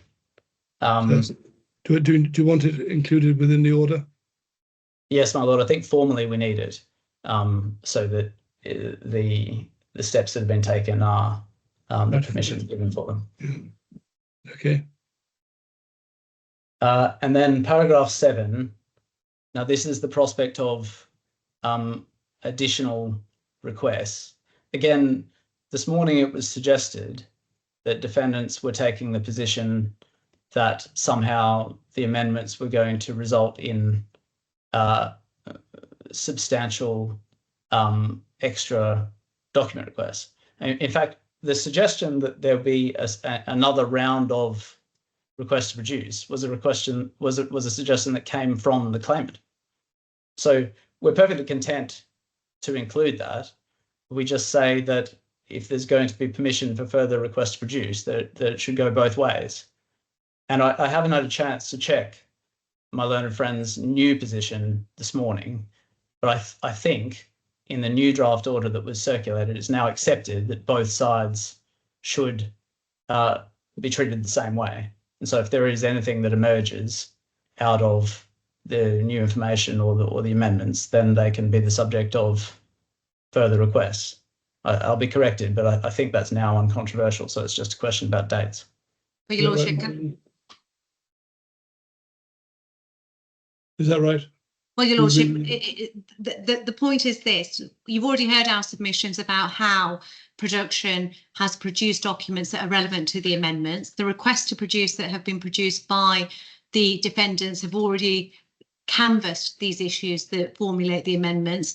The issue on the claimant side is that the defendant is bringing a new claim about the defendant's unprofessional behaviour. Now, whilst it was referred to in the defence, it's now being articulated and conduct is being pleaded particularly and specifically. This has never been part of the pleadings, and therefore no requests have been made by the claimant about any of these documents, and therefore that is a new issue, so to speak, in terms of specificity, and therefore in that respect the claimant would or may want to make additional requests to produce. Well, do you need a court order to allow you to make a request? I think formally one does, my lord, because the rules provide that parties are permitted to make an order within the time permitted by the court. And so I think that's the reason why the directions are being sought. Well, Your Lordship, request to produce can be made at any point in the proceedings. One doesn't need an order per se, but Your Lordship, seeing as we are here, certainly the claimant. I'm reluctant to encourage people to make further requests, which it seems to be putting a paragraph in would just do that. But I'm not saying I shouldn't make requests. I just don't want it to be thought that it's automatic, that there will be further requests. In which case, Your Lordship, perhaps it might be more prudent to take that out at this stage, because insofar as the claimant's concerned, requests to produce cover all matters apart from this very narrow issue of the claimant's conduct. And so it may be that the claimant may or may not make a request to produce, and if it does, it may be that the defendants might produce responsive documents in any event without the need for an order and without the need for the parties to come back to court. Mr. Trotter, do you agree just get rid of 7 for the moment? Well, my lord, this was never our suggestion, so I'm perfectly happy for 7 and 8 to come out if the claimant no longer wants to pursue them. But I'm troubled by the idea, though, that there might be further requests just at some unarticulated future date. But I think, as my lord said earlier, you can resist them on the grounds they're much too late. Precisely, and that's what we say when we come on to specific disclosure applications as well. That the requests can be made when they're made, and if they're too late, they can be resisted on that basis. Okay, should we delete 7 and 8? Happy with that? Both of you? Yes, my lord. Ms. Argument? Yes, my lordship, although request to produce, I mean, the position is that they may be too late, but if they are close to when the amendments are served and filed, then they won't be too late. I beg your pardon? Then they won't be too late if they're as soon as reasonably practical after the documents are served. Yes. What about 9? Does that disappear? 9 is the date for standard for production in response to existing requests, so we still need that provision. And as I understand it, it's agreed. The date of 15th of November is agreed. The only thing that wasn't agreed was the date for any documents responsive to further requests that might be made. But since we're not having them, then I don't think there's any controversy. Delete all the wording in blue. Yeah. Yes. And of course, if there are further requests, and if they're not too late and can be accommodated, then it may well be that it's not possible to produce them by the 15th of November. It depends entirely on what the requests are, when they come, and so on. Yeah. But we can deal with that as it arises. If agreement can't be reached, there can be a short application to the court and we can make an order. But I'd hope that parties would be able to reach agreement on that sort of thing. Thank you, my lord. And then we come to paragraph 8, which is specific disclosure applications. Paragraph 10. Paragraph 10. I'm sorry, my numbering's now gone askew because I've deleted those 2 paragraphs. Well, see, I'm working on a paper copy, so I'm going to stick to the original numbering. Thank you, my lord, I will. Now, our position on this is the one that I suggested and my lord suggested earlier, which is that applications can be made when they're made. There's no particular need for a deadline, and if they're too late, they can be resisted on that basis. Now, the claimant's proposal is to set a deadline of the 31st of October, which, my lord, is 2 weeks before document production is given. Now, that means that there's going to be applications, or there may be applications that turn out to be a complete waste of time, because actually having reviewed the production that's given, one might form the view that there's enough there. It means we're going to have a moving target for document production, because we'll be facing a fight about disclosure at the same time as trying to do disclosure. And it's not clear to me whether the claimant's position is that the parties should be shut out from making applications after document production. Because if that's right, then there's no way of rectifying defective disclosure. As I'm sure that is not the position, but I haven't fully understood what's being said. The second point about the claimant's suggestion is that any application be preemptively determined to be heard on an expedited basis under Rule 23.13. Now, of course, my lord, there is provision for expedition, but it applies in cases of sufficient urgency and importance. Well, this is a specific disclosure application in a commercial trial. So I don't really understand what the automatic urgency is other than the need to get a trial on before the 6-month period of unavailability on my learned friend's side. So in my submission, the sensible order here is for liberty to apply. An application can be made when it's made, and it can be determined on its merits and in accordance with the urgency of that particular application. There's no need to be making this sort of provision in advance. So you're suggesting delete 10 altogether? Well, I'm suggesting the alternative is leave in the first sentence, in the bit in black. Yes, well, I mean, we've inserted the bit in blue just to make it clear, but really most of that's really unnecessary. And if you stopped at the middle of the second line, yes, at the end of the black bit. Yes, I embrace that. I think that then implies that the usual process takes place. My lord, the position. Yeah, well, the position was updated this morning, and it was suggested on the basis that the trial would stand for the 23rd of February, and therefore it needed a contracted timetable. In any event, Your Lordship, parties are seeking to reformulate requests and are seeking to agree certain requests, and it may be that there may not be any need for any application.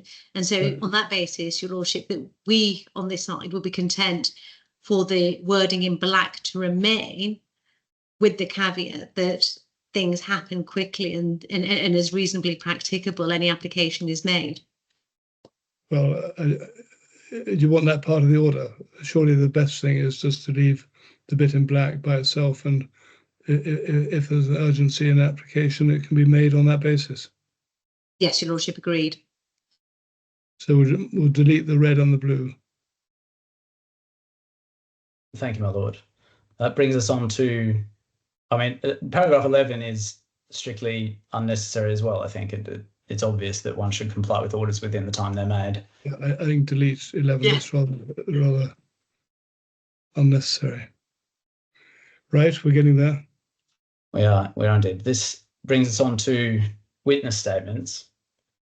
So where we are on the timetable so far, just to recap, we've got a round of amendments that's going to close pleadings on the 15th of November, and we've got disclosure being given on the 15th of November as well, although at least some prospect of some further requests being made. And I think something on which my learned friend and I can agree, I hope, is that this is the case in which there is a long way between the parties on the request to produce. So it is likely that there are going to be substantial disputes about disclosure because both sides have made requests that have been knocked back very firmly by the other side. So one needs to... I see that, but why does that affect witness statements?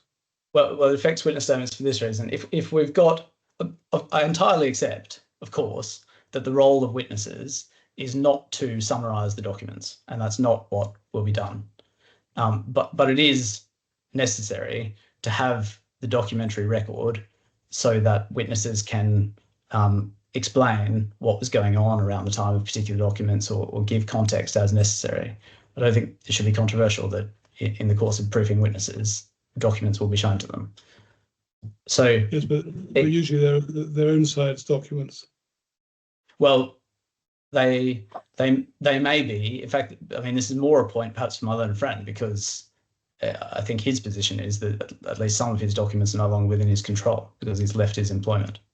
I see. But be that as it may, also from a resourcing point of view, having witness statements due 2 weeks after disclosure is a very tight time.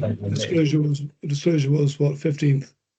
Yes. Now on the previous timetable, there were 11.5 weeks allowed between disclosure and witness statements. So there is, on any view, a very substantial contraction going on here. We've suggested the 20th of December, sorry, the 10th of January. And in my submission, that's a sensible amount of time.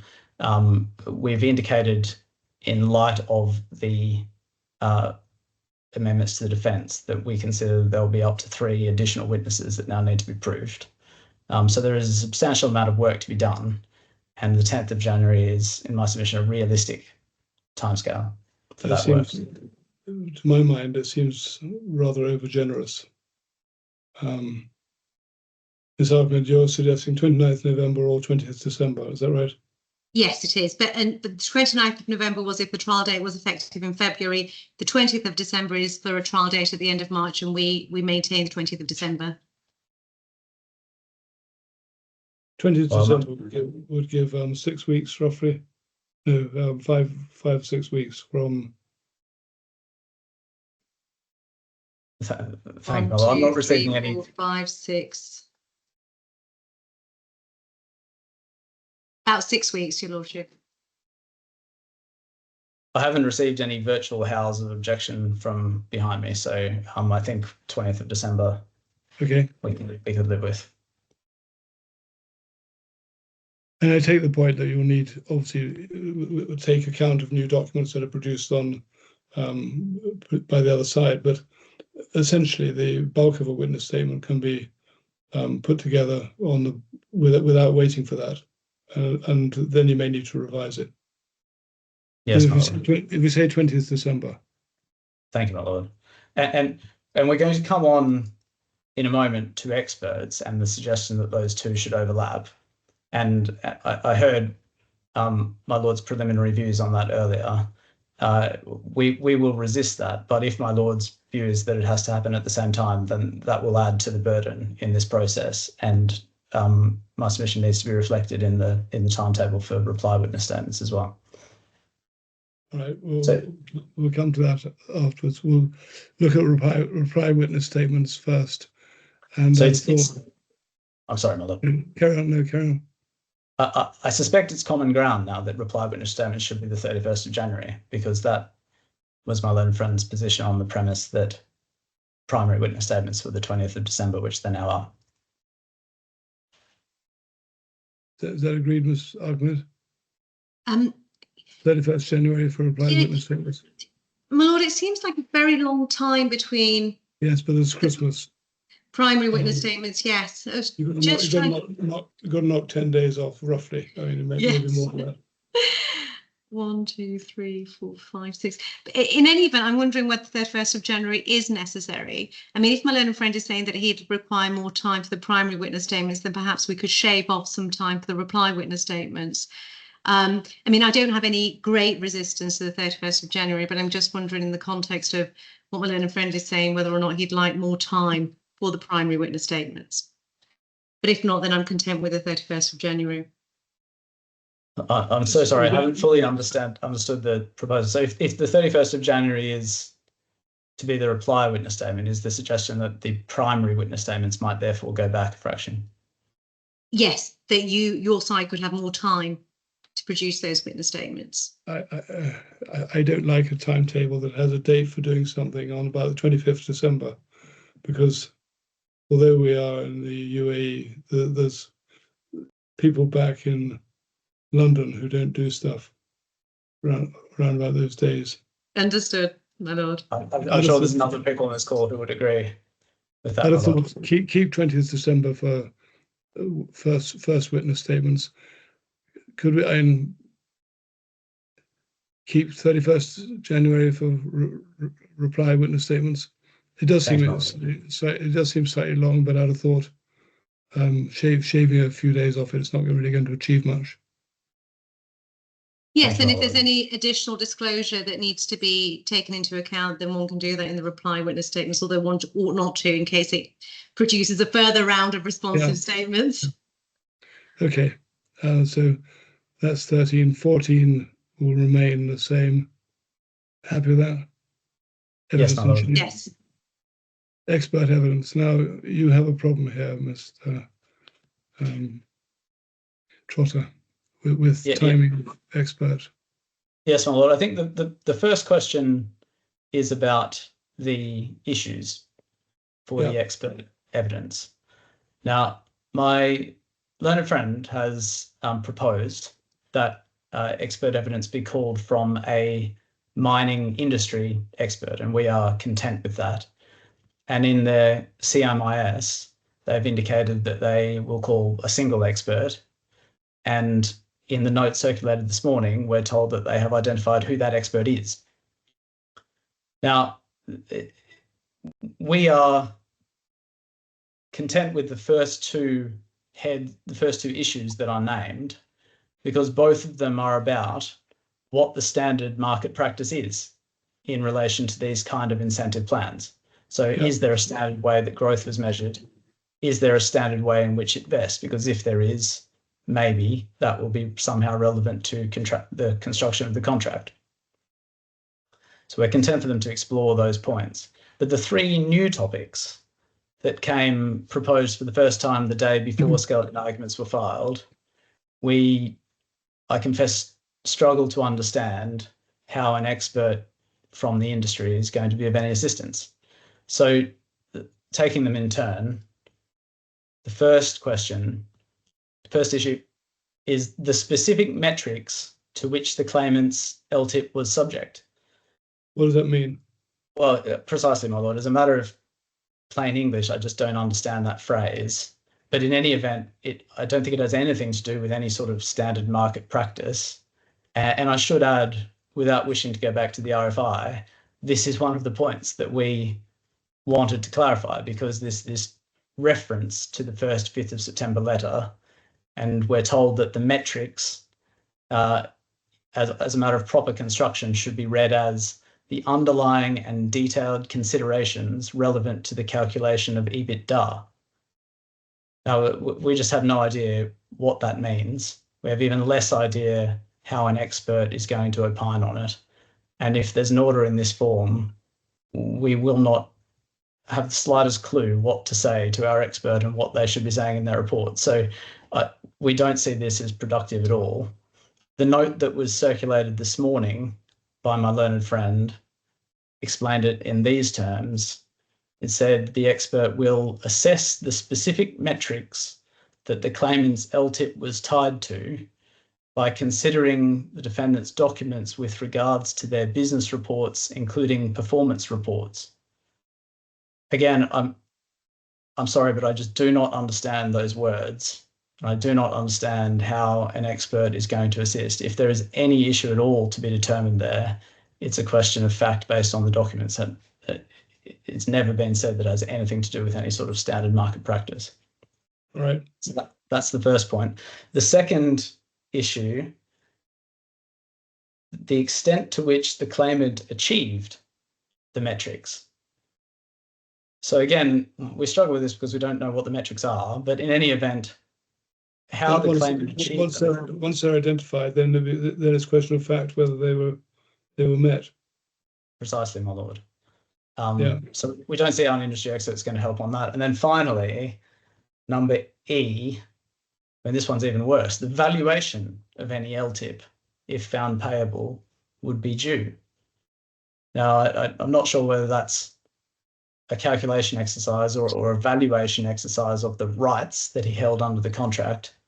The latter seems to me completely irrelevant to the claim, but either one is not an issue that an industry expert is going to be able to assist with. It's got nothing to do with market practice at all. Yeah.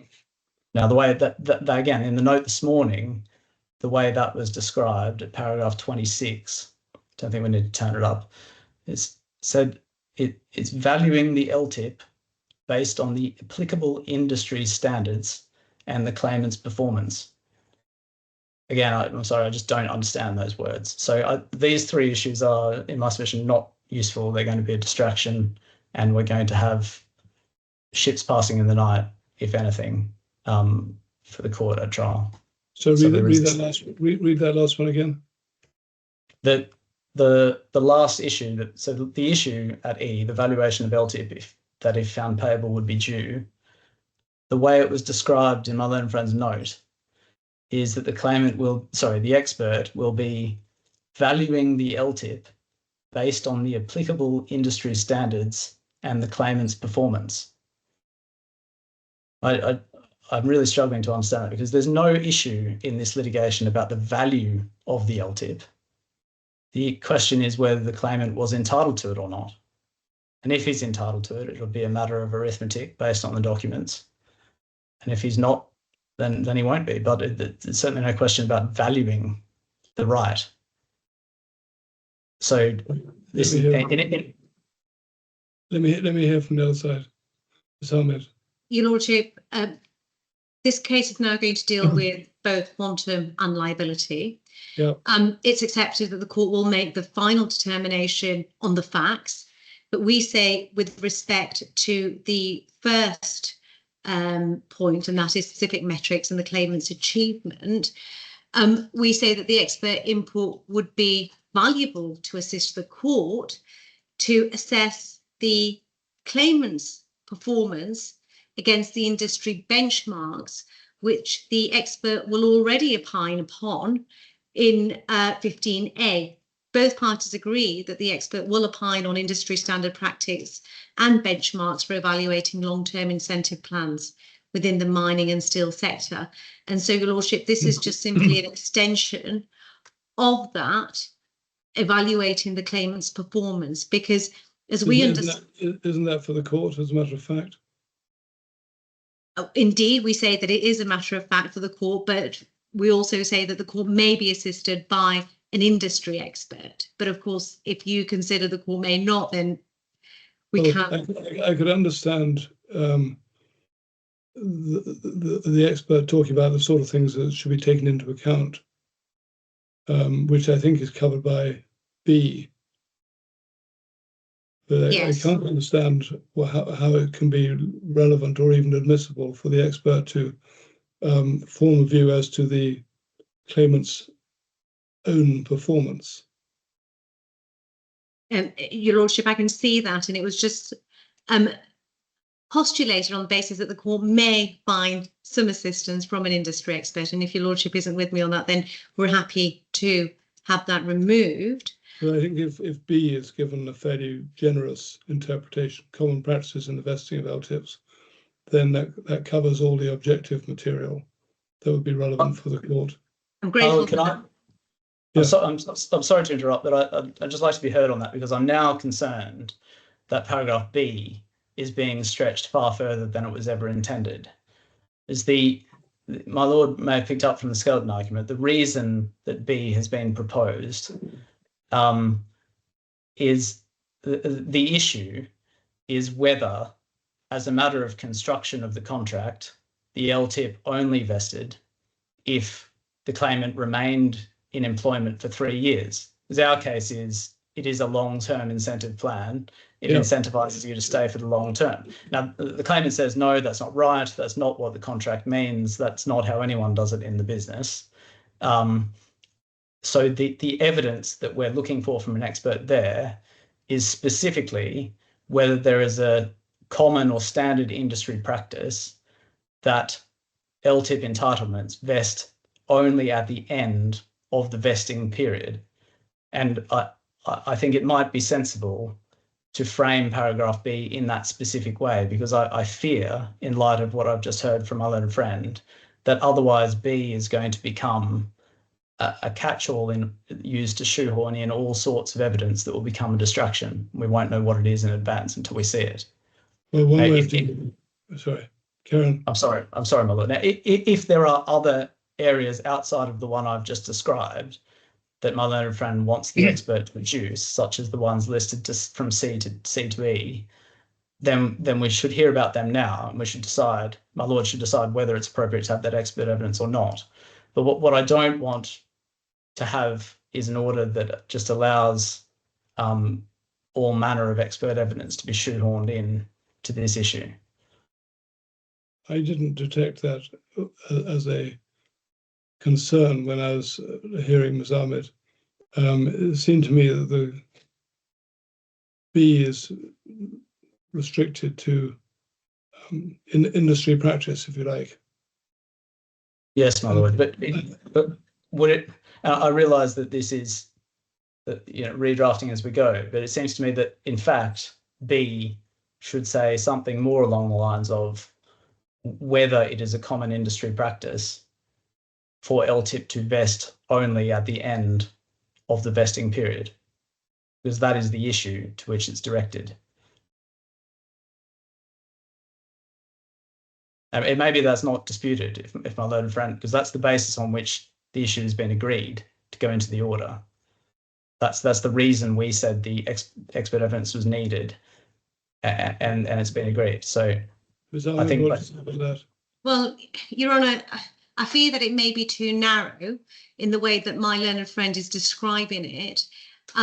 We have pleaded relevance of standard industry practice in our pleadings, and that ought to be the benchmark for how LTIPs are formulated. I was trying to find the reference there. Unfortunately, I couldn't bring the exact wording up. And so what the court has to first determine is how to construe and interpret this LTIP provision. And one of the defences that my learned friend raises is that this is uncertain. And the claimant's pleaded position is that it was agreed that standard industry practice would apply. And so therefore, Your Lordship, if my learned friend is now saying that it should only apply at the end of the vesting period, then we say that that's too narrow and that doesn't form part of the parameters of the case, because it may be that the period of vestment is assessed on an interim basis at any given point in time. At the moment, that's something that is the remit of expert evidence, and ought to be therefore allowed, and therefore common practices in the vesting of LTIPs, we say, covers the point that my learned friend makes, and just generally what the common practice is in terms of when LTIPs vest. Marlo, can I take you to the pleadings on this, because I think it might be useful to see what the pleaded issues actually are. So if we just start with issue A. The issue A is industry standard practices for benchmarks and evaluating long-term incentive plans, specifically whether EBITDA is typically used as the primary metric. And so if we look at the amended particulars of claim at page 25, yeah, or perhaps actually if we pick it up at page 24, this is the claimant's case on how the first 5th of September letter is to be read. And my lord saw that earlier, and has a reference one sees in 37.3.1 to a 100% growth target. Yeah. And the letter doesn't itself say exactly how that growth target is to be ascertained. And so the defendant's case is it's too uncertain to amount to a binding contractual obligation. Yeah. But the claimant's case is it's to be read as a growth in the EBITDA of the business units for which the claimant was responsible. That's how he says the contract should be read. Yeah. Then over the page at paragraph 37.4, yeah, we have, it was the claimant's experience that growth in EBITDA provided the standard measure for the purposes of management and executive incentive plans. So his case is EBITDA growth is the way that everyone did it. So that must have been what the parties were agreeing. Now we, in our defence, do not admit that. And so there is an issue about whether there is a standard industry practice to that effect. Yeah. Okay. Yeah. So that is what A is targeted at. Now B addresses an issue that we have introduced by, well, clarified by amendment, which we see at page 96. This is our amended defence.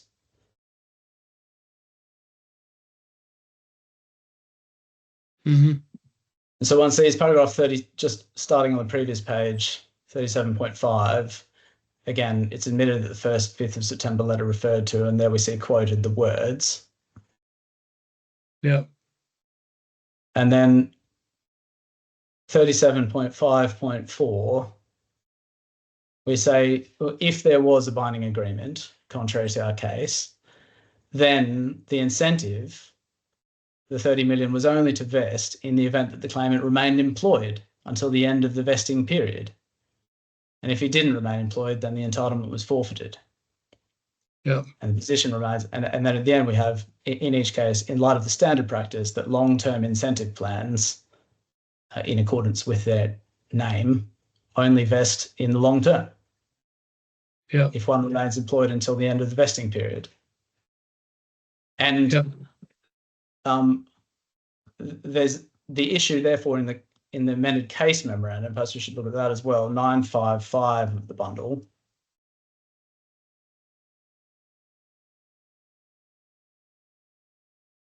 Paragraph 20 has been inserted. Is this the agreed case memorandum?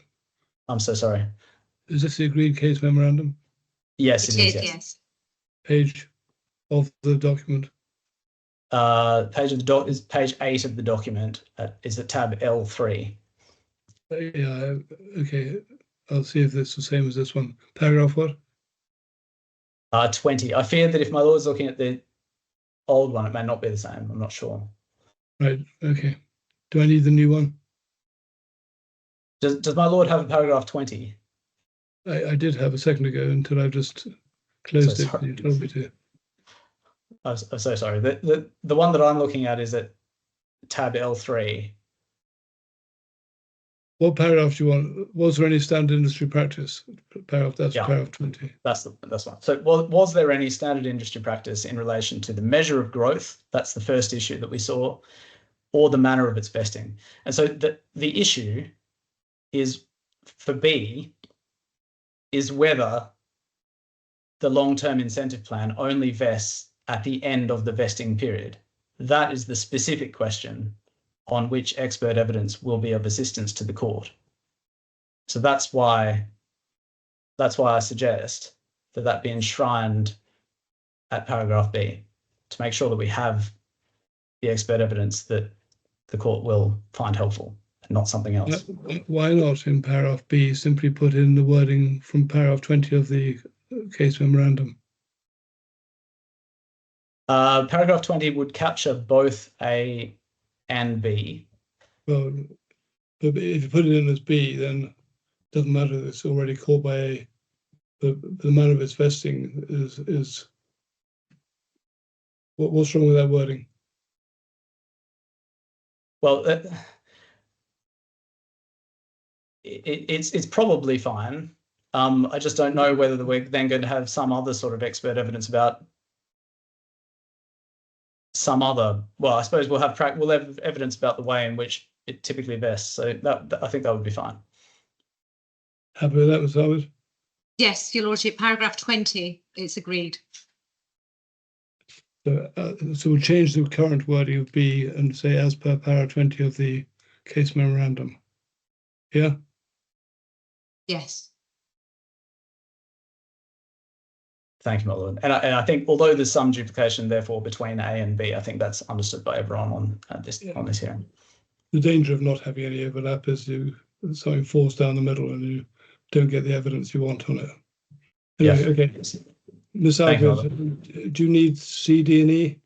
That can get rid of C. Just in terms of D and E, Your Lordship, that was intended to cover paragraphs 56 to 58 of the amended pleading. I'm going to try and find you a reference in the bundle. I've got it.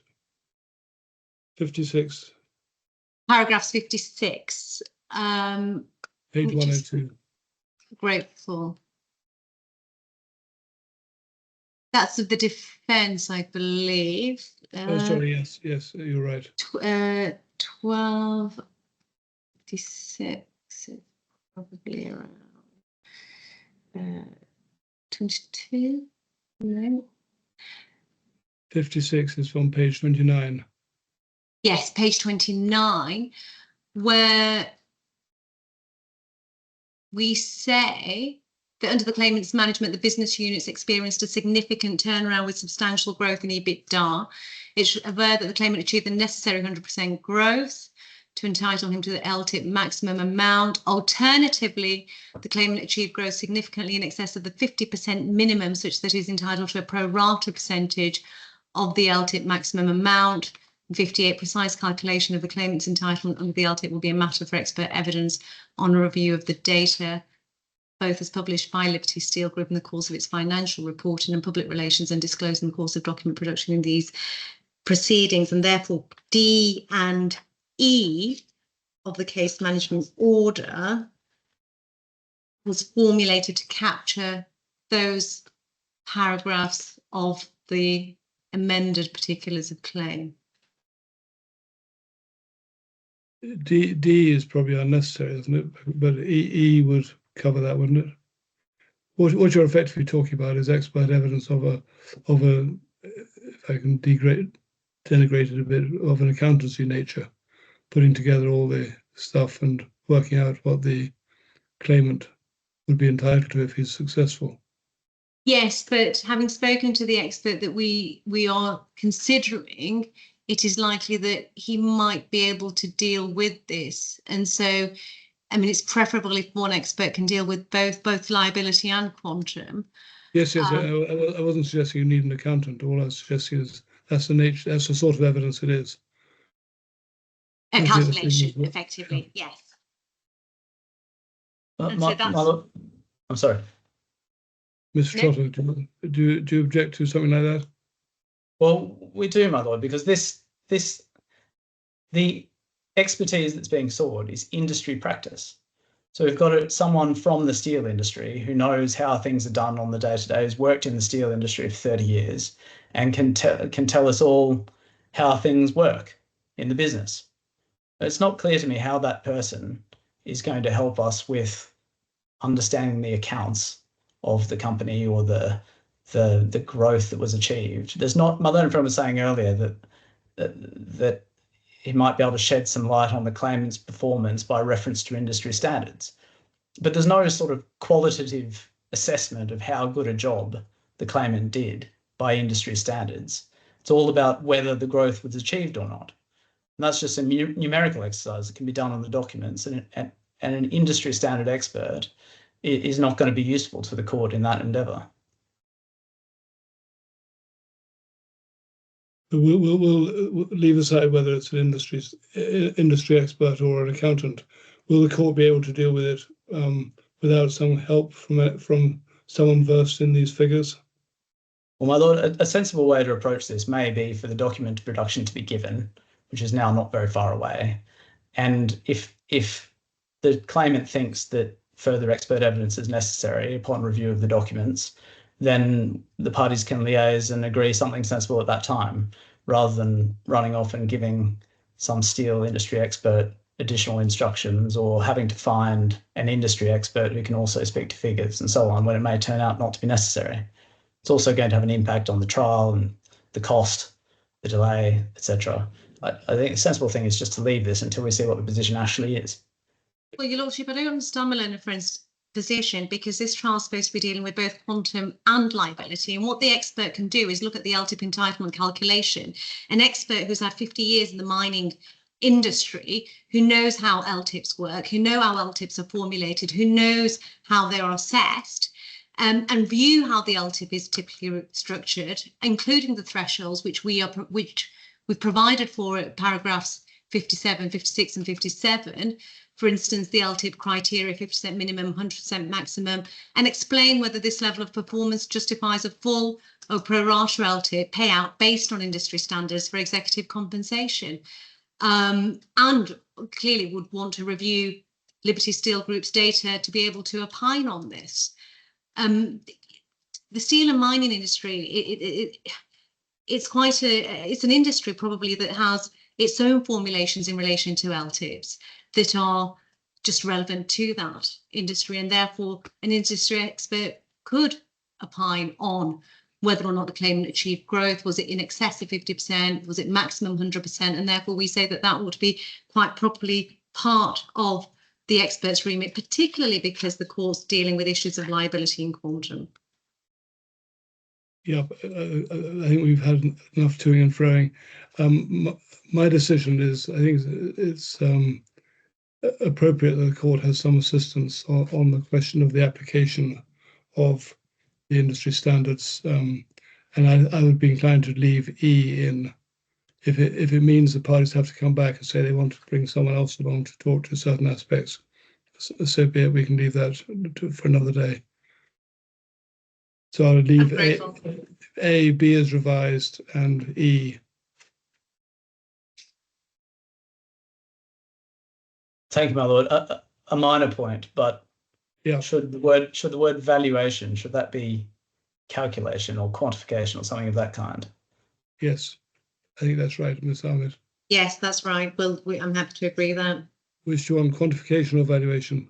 Quantification. Quantification Yes. probably is best. Yes. Thank you, my lord. And so the next point then is the timing. Yeah. And there's a question of principle between my learned friend and I here about whether they should overlap. With the other witness evidence. Yes, my lord. Yeah.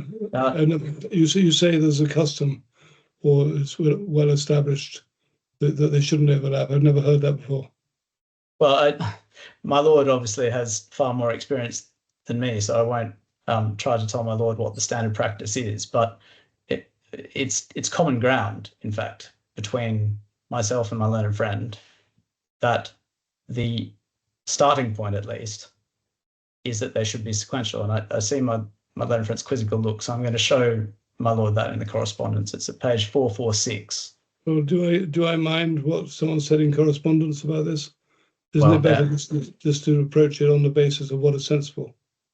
I accept that, my lord. But in any event, in my submission, that it's not sensible to run them in parallel. And the reason is that the experts will need to have regard first to the discovery, insofar as quantification is concerned, and insofar as the industry standard practices are concerned, they'll need to have regard to the conflicting accounts in the evidence about how this business runs, in order to say whether it is standard for a business of this kind to measure LTIP in a particular way. And it's going to be disorderly to have the experts at the same time as the witnesses. And one sees that from the solution that my learned friend proposes to what she recognises is going to be a problem. And that's at page 13 of my learned friend's skeleton argument. Paragraph 38.1.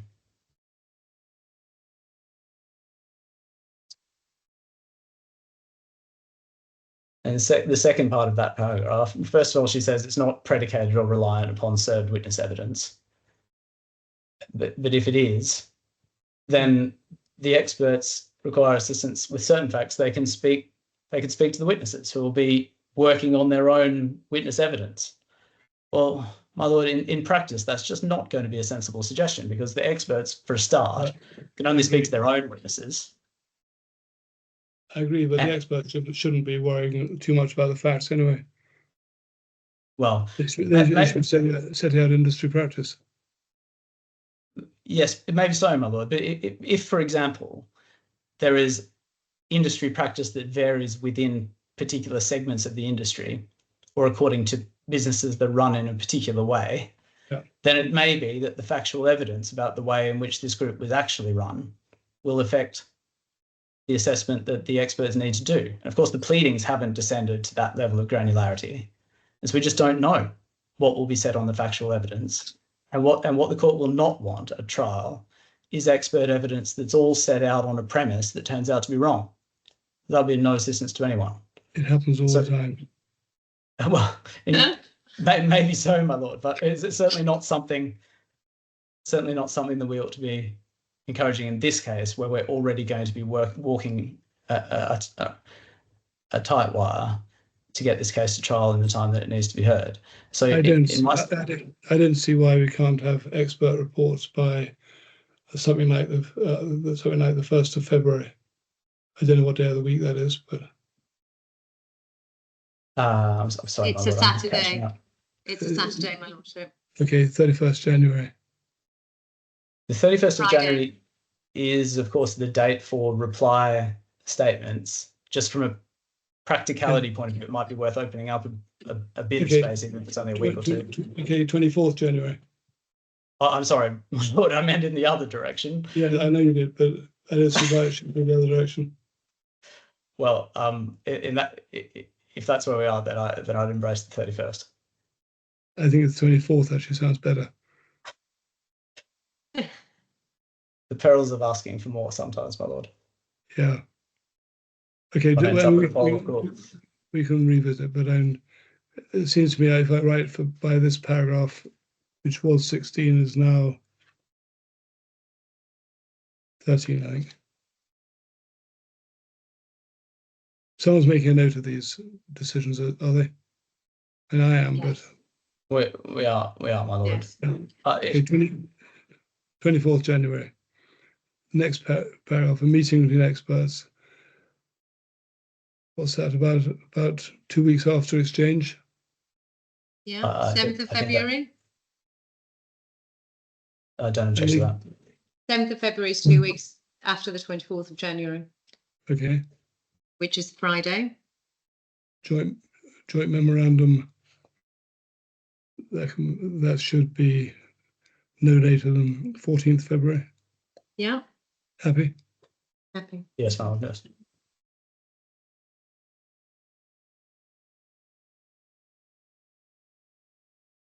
Supplemental reports. And there shouldn't be much to put in, but which they haven't already discussed and so on. So I'd have thought a further week for that.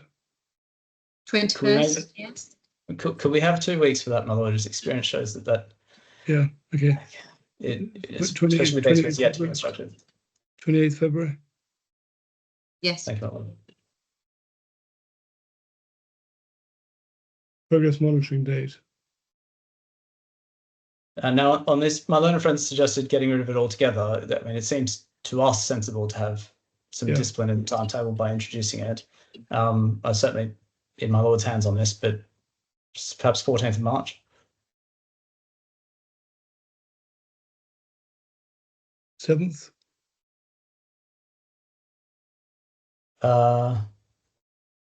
7th of March. That would make the progress monitoring information sheet the working day after the close of expert reports on the 3rd. So there really is The third no expert reports for 28th February. Yes, my lord. Yes, so 28th of February for expert reports. Then the progress if the progress monitoring date is the 7th, then the next paragraph, the progress monitoring information sheet, is three clear days before that, which makes it the Monday the 3rd. And that sheet obviously needs to deal with where things are for trial, and if there's any sort of delay, then all of a sudden we come off the rails, which is why I suggested that the 14th for the progress monitoring date.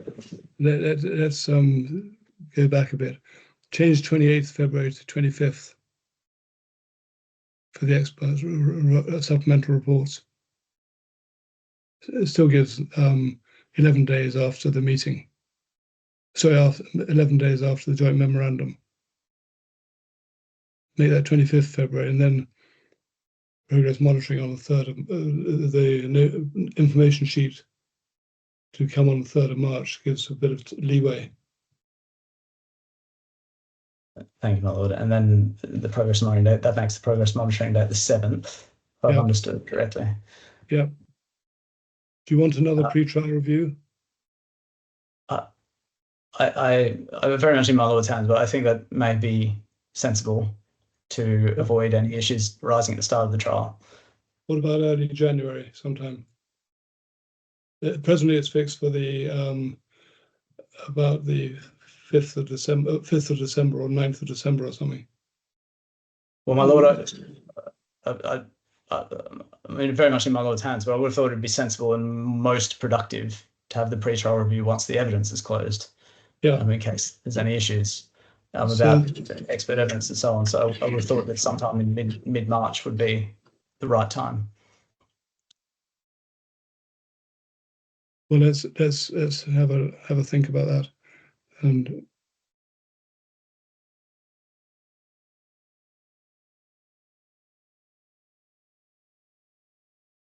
could we not combine the progress monitoring and the pre-trial review? I have Yes, no I will. objections to that, my lord. Sorry? I have no objections to that. They cover the same sort of thing, don't they? Mm. I mean, the progress monitoring date in substance really just involves filing a fairly short piece of paper saying where everyone's up to, whereas the pre-trial review is, of course, a hearing which will require some sort of preparation and ventilation of whatever issues there are between the parties. So, what we could do is just have the pre-trial review on something like in the first week of March, and combine that with the progress monitoring sheet to be lodged as part of that, what's lodged before that. I agree with that Yeah. approach, my lord. yes, there is some sense in that. I mean, it could be effectively lodged together with skeleton arguments for the pre-trial review.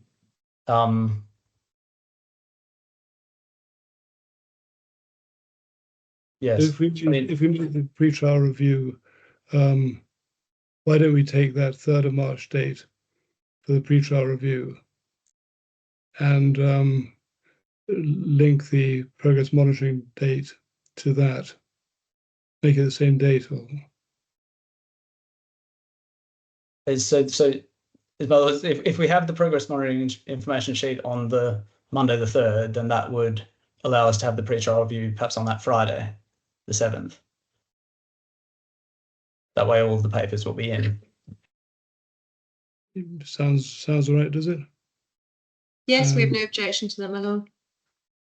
But emphasize in some wording that the progress monitoring documents should be tied in with the requirements of the pre-trial review. Should we have a direction that skeleton arguments for the pre-trial review be filed on the 3rd? Yep. Skeleton arguments for pre-trial review, including the progress monitoring information sheet, should be lodged on the 3rd. That makes sense? Yeah. Thank you, my lord. Now we're into and we're making the progress monitoring date itself the 7th. Yeah, the same date as the PTR. Yeah. Thank you, my lord. Yes. So beyond that, we're now into the really administrative stuff.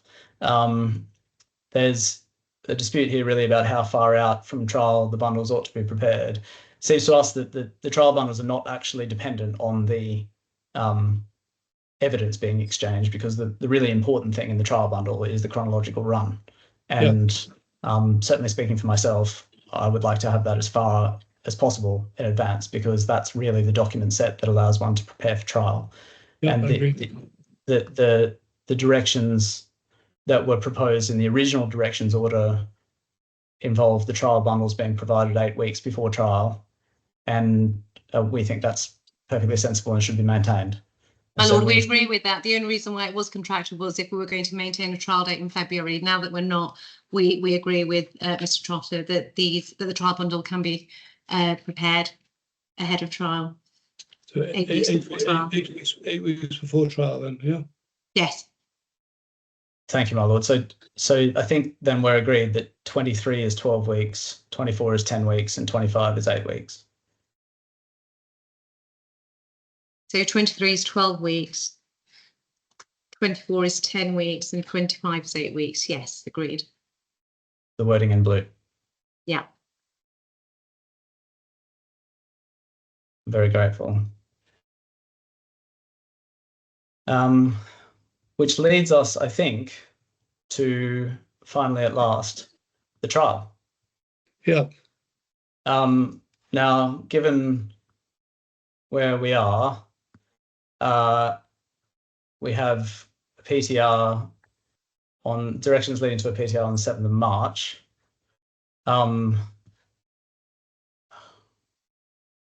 Now, one just needs to allow sufficient time to prepare. There's availability concerns, certainly on my learned friend's side, I understand. And I have. My Lordship, I've indicated that the 24th of March date does work for us.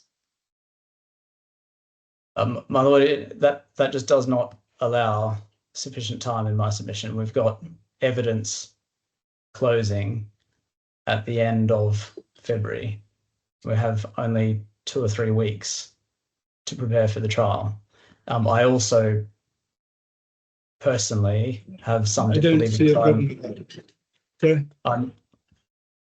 I am myself in court between the 1st and the 4th of April. Right. So if it were possible to have a date beyond that, ideally. We could do a virtual date after that. Just if we're talking about, and the main point of the in-person hearing, which I think both of you subscribed to in your skeletons, was that it's a case where seeing the witnesses live, the fact witnesses, will be of some importance and some assistance to the court in assessing credibility, etc., etc. And I can see that. The same doesn't apply so much with experts, for example, or with closing submissions. One could have, for example, the 24th for. You say you're busy. You're tied up from the 1st. Yes, my lord. I'm in court between the 1st and the 4th of April. In Dubai. No, my lord, in the commercial court in London. Right. And how likely is that to be effective? I think it is likely to be effective. It's a fixture in a jurisdiction challenge that has been in the diary for a long time. I don't imagine that one will fall away. My Lord, I appreciate Mr. Trotter has been instructed by the defendants for this hearing. However, on the basis that Mr. Trotter has been instructed relatively recently, the defendants could perhaps approach somebody else in Mr. Trotter's set to represent them at this very early stage of the proceedings, or rather the instruction of are we going to need more than 6 days? I mean, Your Lordship, the approach that you proposed, namely having the witnesses live in Dubai, we could potentially have that from the 24th.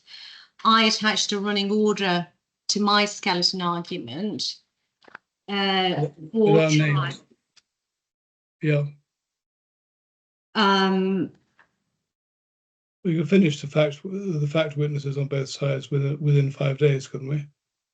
Your Lordship, I think that's quite comfortable. I'm just trying to find the running order. Yeah.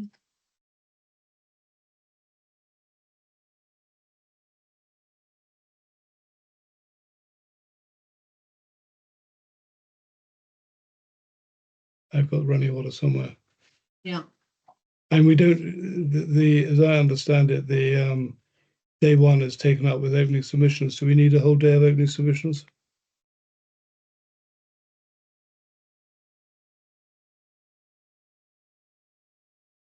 I mean, Really, we could. Sorry? We could guillotine them. I mean, if In the jurisdiction I came from, most recently, we don't have opening submissions. You just go straight into the witnesses. Your Honour, on the basis that there will be written opening submissions, may I suggest that perhaps we simply take the morning, both sides take the morning for opening submissions, and then we can start with the evidence on the afternoon of day one.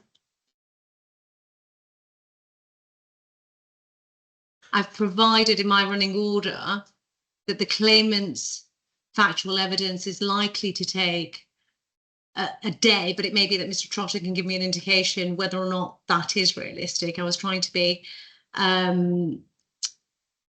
sort of not conservative, but it may be that Mr. Trotter can give an indication as to how long I don't suppose he knows yet. I don't suppose he knows yet, and it would be unfair to expect him to tie himself down at this stage. Mr. Trotter, what's your?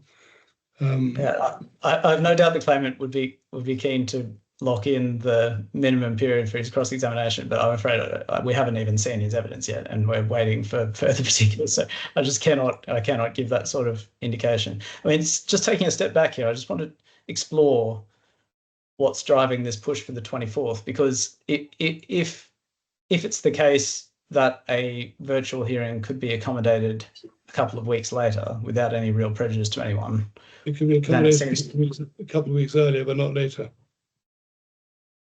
Is that the court's availability restrictions? It's my availability. I see. And so once we get past the 24th, when's the next likely date?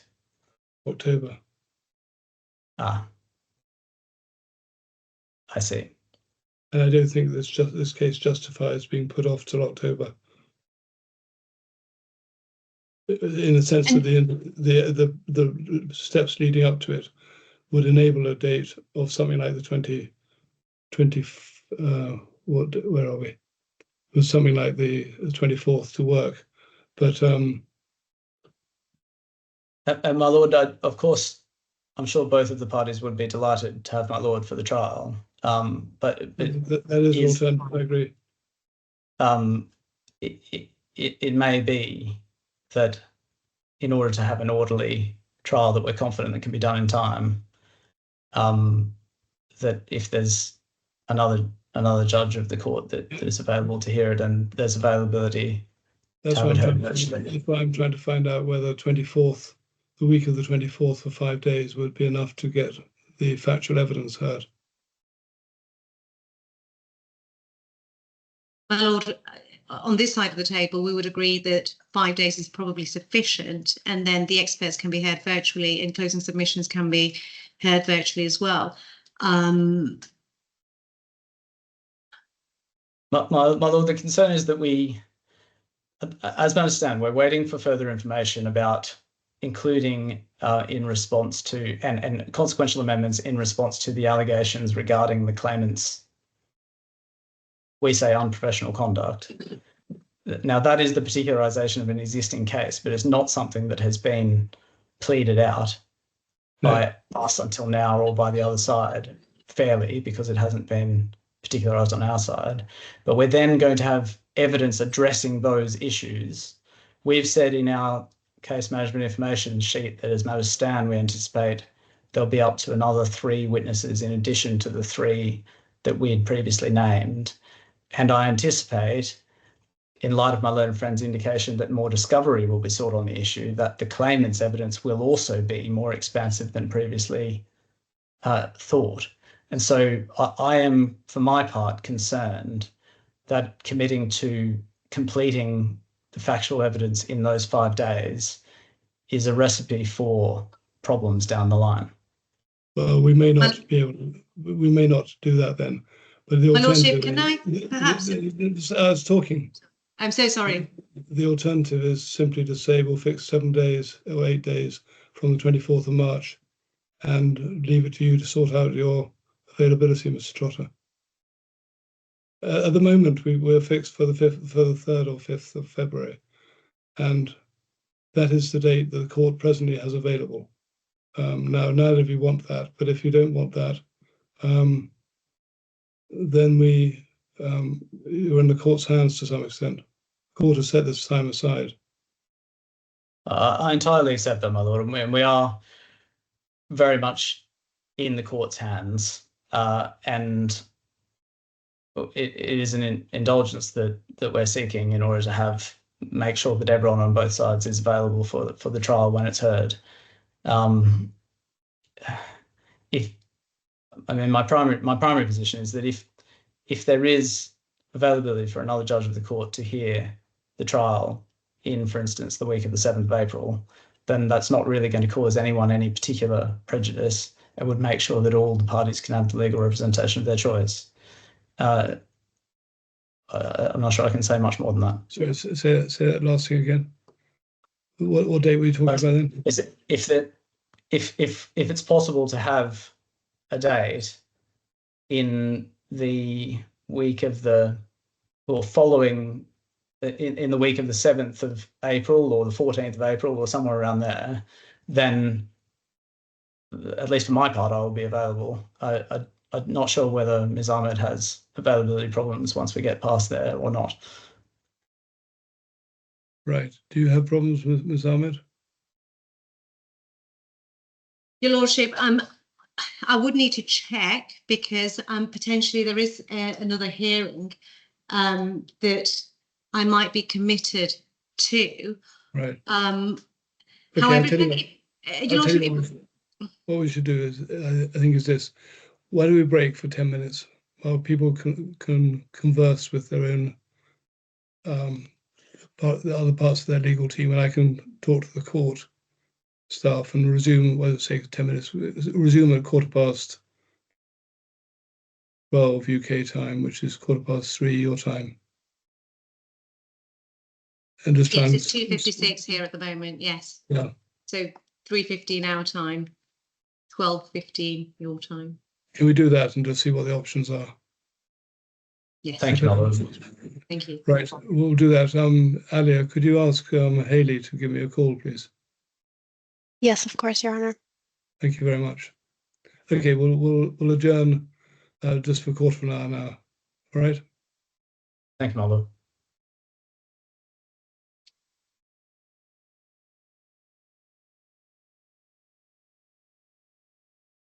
Yes, you're both there. Yes, you are. Alia, are you there? I am, my lord. Justice Glennie, yes, we're here. Yeah, very well. Now we're looking at the question of dates. It seemed to me, have you formed any further view as to whether we could accommodate the fact evidence within a 5-day span, Mr. Trotter? My lord, my view, I think, my view, I think, remains as it was before. We don't yet know exactly the scope, and I'm concerned that the 5 days may be difficult. It seems to me that if it's possible to accommodate it, then a trial starting in the week of the 7th or the 14th of April would allow everyone sufficient time to make sure that we can be done before we run into any difficulties. I also understand, although I haven't quite worked out the precise dates, that there may be some public holidays in Dubai for Eid at the end of March. Hayley, are you able to help on that? I'm just checking the proposed calendar for 20. Thank you. You're very quiet, Hayley. The holiday is estimated, but obviously it does depend on the alignment of the moon at the time, but it is estimated to begin on the 30th of March. 30th March, after that week. At the end of that week, that's a Sunday. It is indeed. And then it would run, as of now, the public calendar only shows a 2-day holiday. So Sunday, Monday. But that is to be confirmed. Sunday and Monday. That's what I'm Yeah. seeing here. Thank you very much. Ms. Ahmed, what do you say about dates? Do you want to try for the week of the 24th, or do you want to try and take a period in April, the week of the 7th and 14th? My Lordship, our preference is for the week of the 24th. We think that factual evidence can be completed in the time allocated. I'm just looking at my learned friend's amended defence at page 108, and these extra witnesses that he speaks about, my Lordship, there's subsidiary issues and small issues, and evidence on that is not going to be extensive. I can tell you now that all of that's denied in any event, and therefore I don't think that's going to extend the factual evidence aspect of it extensively or significantly. And so the claimant's preference would be the 24th of March, because we then get into some difficulty with the April dates. Right. What I think we should do is this. We should fix the in-person hearing for the week of the 24th of March. If parties would like to ensure that as much of that week is available as possible, we could have the opening submissions virtually during the week before. For example, on the 21st of March, half day each. Or if you want longer than that, 20th and 21st March, but I thought one day would be enough. And then the week of the 24th should be enough to finish the factual evidence, it seems to me. And the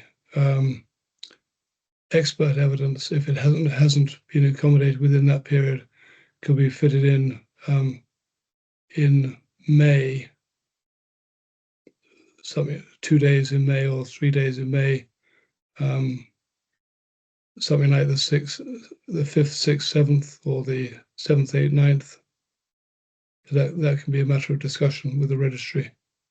That should be enough for the experts and closing submissions. I imagine what parties would like to do is to make short oral submissions in closing, followed by written closing submissions. But I'm open to parties telling me that's wrong.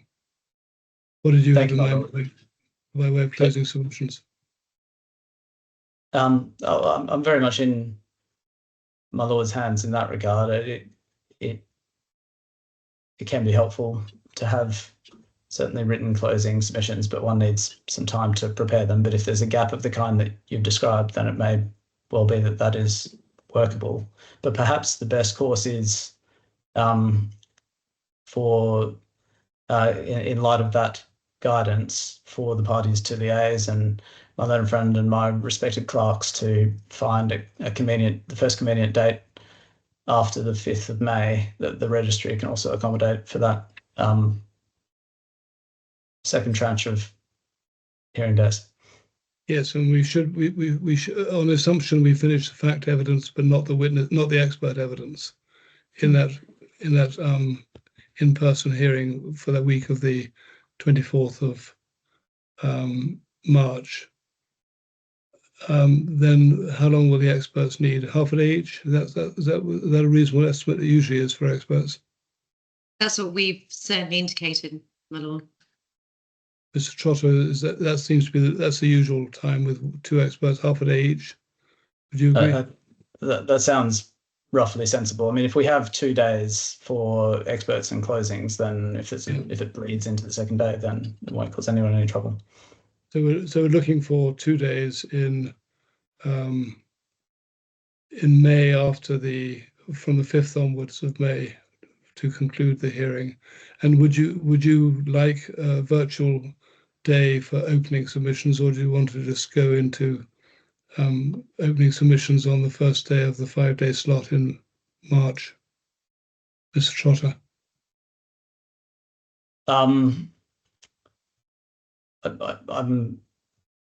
waiting for any instructions that might come virtually from behind me, but on the basis that there'll be written opening submissions. I'm not sure you need oral opening submissions, but I'm willing to accommodate them if parties would like that to be the case. Perhaps it would be sensible to put to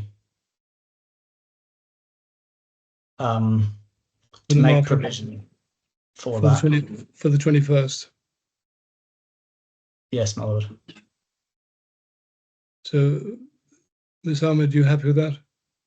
We keep 21st March as a possible day for a virtual hearing for opening submissions. Yes, I am. We have an in-person hearing in the week of the 24th, with the intention being to finish all the fact witnesses.